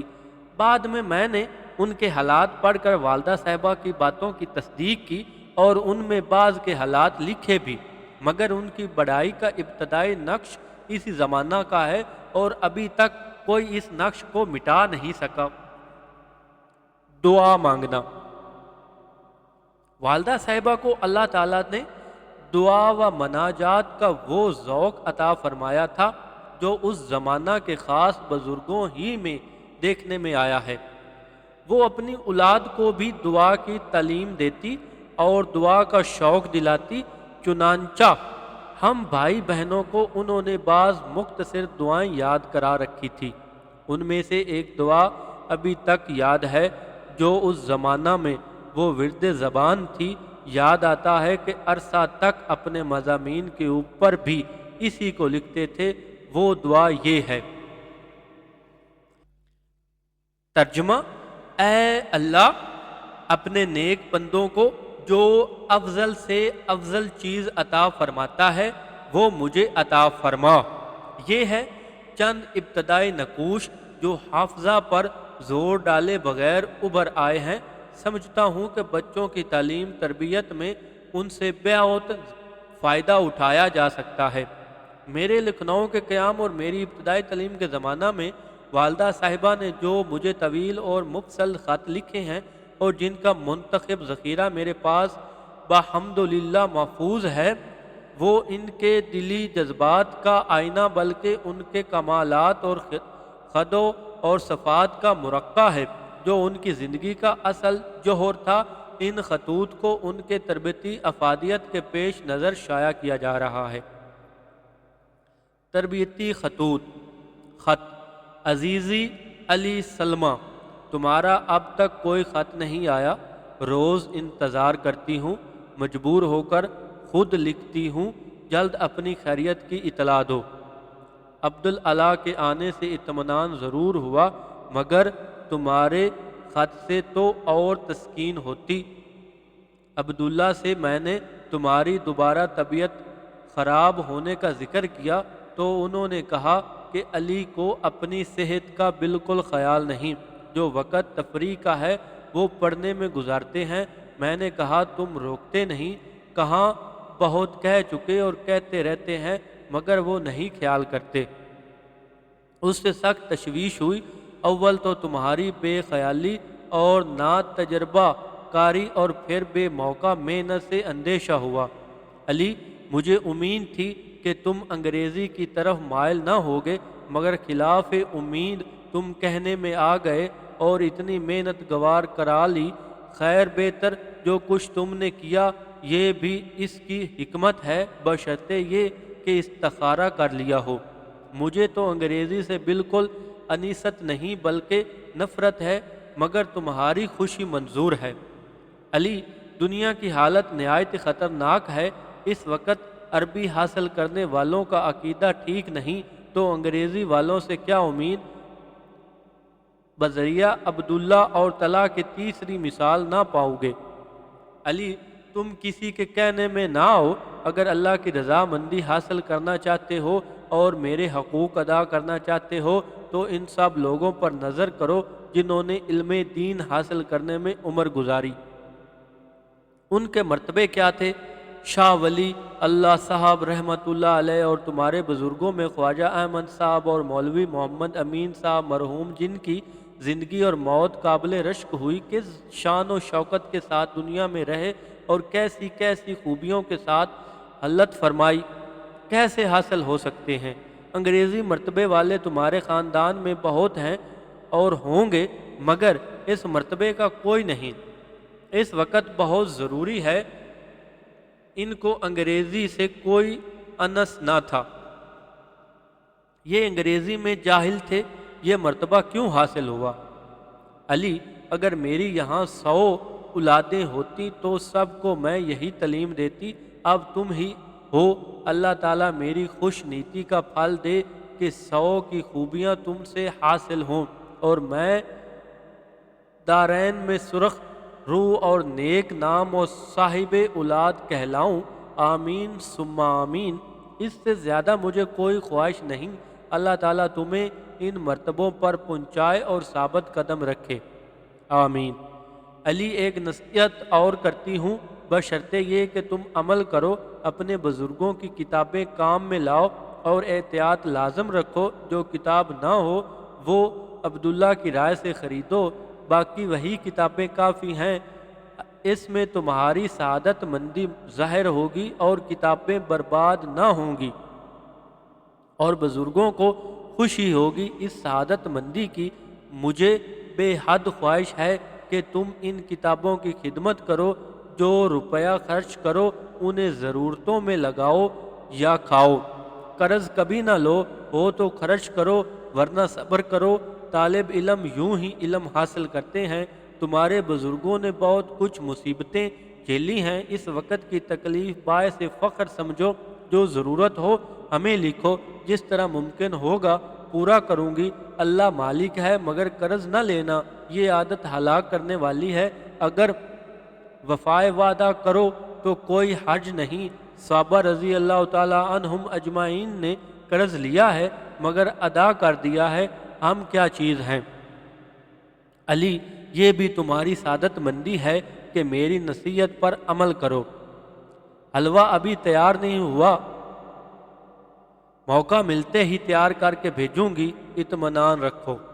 بہت جلد خیریت کی اطلاع دو، اگر دیر کرو گے تو میں سمجھوں گی کہ میری نصیحت تمہیں ناگوار گزاری۔ رمضان شریف میں تم سے واعظ کہلاؤں گی، اللہ تعالیٰ میری خواہش سے زیادہ تمہیں توفیق دے کہنے کی اور تمہارا کلام پر اثر اور اللہ تعالیٰ کی خوشی و رضا مندی کے قابل ہو، آمین۔ باقی خیریت ہے، تم اللہ کی رحمت سے تیار رہو، تم نے وعدہ بھی کیا ہے۔ تمہاری والدہ۔ خط نور چشم علی سلمہ۔ دعا اور بہت دعا، تمہارا خط سخت انتظار اور متواتر خطوط بھیجنے کے بعد ملا، بے حد خوشی اور اطمینان حاصل ہوا، مگر جو تم نے سندھ جانے کا ارادہ ظاہر کیا ہے اس سے فکر ضرور پیدا ہو گئی ہے، نہ معلوم وہ کدھر ہے اور وہاں کے حالات کیا ہیں اور کتنے روز رہنا ہوگا۔ اگر عبداللہ اور طلحہ کی رائے ہو تو مناسب ہے، مگر تم کل حالات سے اطلاع دو تو بہتر ہے کہ اطمینان ہو جائے۔ اللہ تعالیٰ تمہیں پوری کامیابی عطا کرے، بس یہی آرزو ہے، یہی وجہ تھی جو اس دور دراز سفر کے لیے گوارا کر لیا، ورنہ ایسے دل والوں کے لیے سخت دشوار اور ناممکن تھا منظور کرنا۔ تمہیں اس کی حفاظت میں دے چکی، وہ بڑا خوب حفاظت کرنے اور ساتھ دینے والا ہے۔ میں کیا کر سکتی ہوں ان دی کھوپڑی کی، بس یہ کہہ کر دل کو سمجھا لیتی ہوں، تمگر پورا یقین ہے اس کی رحمت پر۔ اللہ تعالیٰ سے ہر وقت دعا ہے کہ وہ تمہیں توفیق دے نیک کاموں کی اور علوم دین کے پورے مرتبے پر پہنچائے اور ثابت قدم رکھے کہ دنیا اور آخرت میں نیک نام ہو، آمین۔ میری دلی تمنا ہے کہ دونوں جہاں کی خوبیاں تمہیں حاصل ہوں اور تم قابل رشک ہو جاؤ اور اپنی کوششوں میں کامیاب ہو، آمین۔ یہ سب سفر مبارک ہو، آمین۔ اللہ تعالیٰ تم سے وہ کام کروائے جو تمہارے فلاح بہبود، میرے آرام، راحت اور اللہ کی رضامندی اور خوشی کا باعث ہو، آمین۔ تم اپنی خیریت سے جلد اطلاع دیتے رہو، جہاں بھی ہو وہ مالک ہے، ہم پر رحم کرے گا، اور جو کچھ فیض حاصل ہو مجھے اطلاع دو، دعا۔ تمہاری والدہ۔ خط نور چشم لخت جگر علی سلمہ۔ تمہارے 2 خط آئے مفصل، جس سے اطمینان ہوا، اس سے بے حد خوشی ہوئی کہ مولانا احمد علی صاحب کے صاحبزادے بھی تمہارے ساتھ ہیں، دیکھیں کب تک رہنا ہو، اللہ تعالیٰ جلد کامیاب کرے، آمین۔ خاص وقتوں میں میری یہ دعا ہوتی ہے کہ اللہ تعالیٰ تمہیں وہ علم دے جو صحابہ کرام رضی اللہ تعالیٰ عنہم اجمعین نے حاصل کیا، جس سے ایمان کی قوت ہو، تمہارے جگڑے ختم ہوں، اس وقت کے فتنوں سے نجات ہو جائے اور پورا اطمینان ہو۔ میں کہہ نہیں سکتی جو میری خواہش ہے اور جس کے لیے مجھے علم دین حاصل کرنے کی خواہش ہوئی، اللہ تعالیٰ میری آرزو پوری کرے اور دنیا آخرت میں مجھے سرخ روح اور نیک نام کرے، آمین۔ تم یوں ہی برابر خط لکھتے رہو تو اللہ تعالیٰ کا شکر کروں گی۔ ان دونوں ابو الخیر واعظ کہتے ہیں ہر جمعہ کو میدان پور میں بھی ہوتا ہے، اللہ تعالیٰ کرے تم لوگوں سے اسلام پھیلے اور کفر کٹے، آمین۔ اللہ تعالیٰ تم لوگوں کو ثابت قدم رکھے۔ 5 روپے عبداللہ کو دے دیے، پھر انشاءاللہ تعالیٰ ملنے پر بھیجوں گی۔ ماموں صاحب، ماموں جی کو سلام لکھو تو بھائی یعنی اپنے ابا جی کو بھی لکھا کرو۔ محمود محمد ثانی سلمہ پڑھتے ہیں، اللہ تعالیٰ کرے کہ وہ اس قابل ہو جائیں کہ ان سے راحت ہو، والسلام۔ تمہاری والدہ۔ ان تربیتی خطوط کی طرح ہر ماں کو چاہیے کہ اپنے بچوں کو اس طرح کی نصیحت آموز خطوط لکھنے کا اہتمام کرے۔ اسی طرح ان کو اگر کوئی قیمتی سبق آموز بات سمجھانی ہو تو کبھی کبھی لکھ کر بھی دے دیا کریں، تاکہ ان کے پاس یہ محفوظ اور یادگار رہیں اور بعد میں بھی کسی موقع پر ان کے لیے رہنمائی کا باعث ہو جائیں۔ اگر اس میں کسی قسم کی کوئی غلطی ہو تو اس کے لیے ہم معافی چاہتے ہیں۔ آپ اس غلطی کا اظہار نیچے کمنٹس میں بھی کر سکتے ہیں۔ آپ ہمارے چینل بکس MP3 کو بھی ضرور سبسکرائب کریں۔ شکریہ۔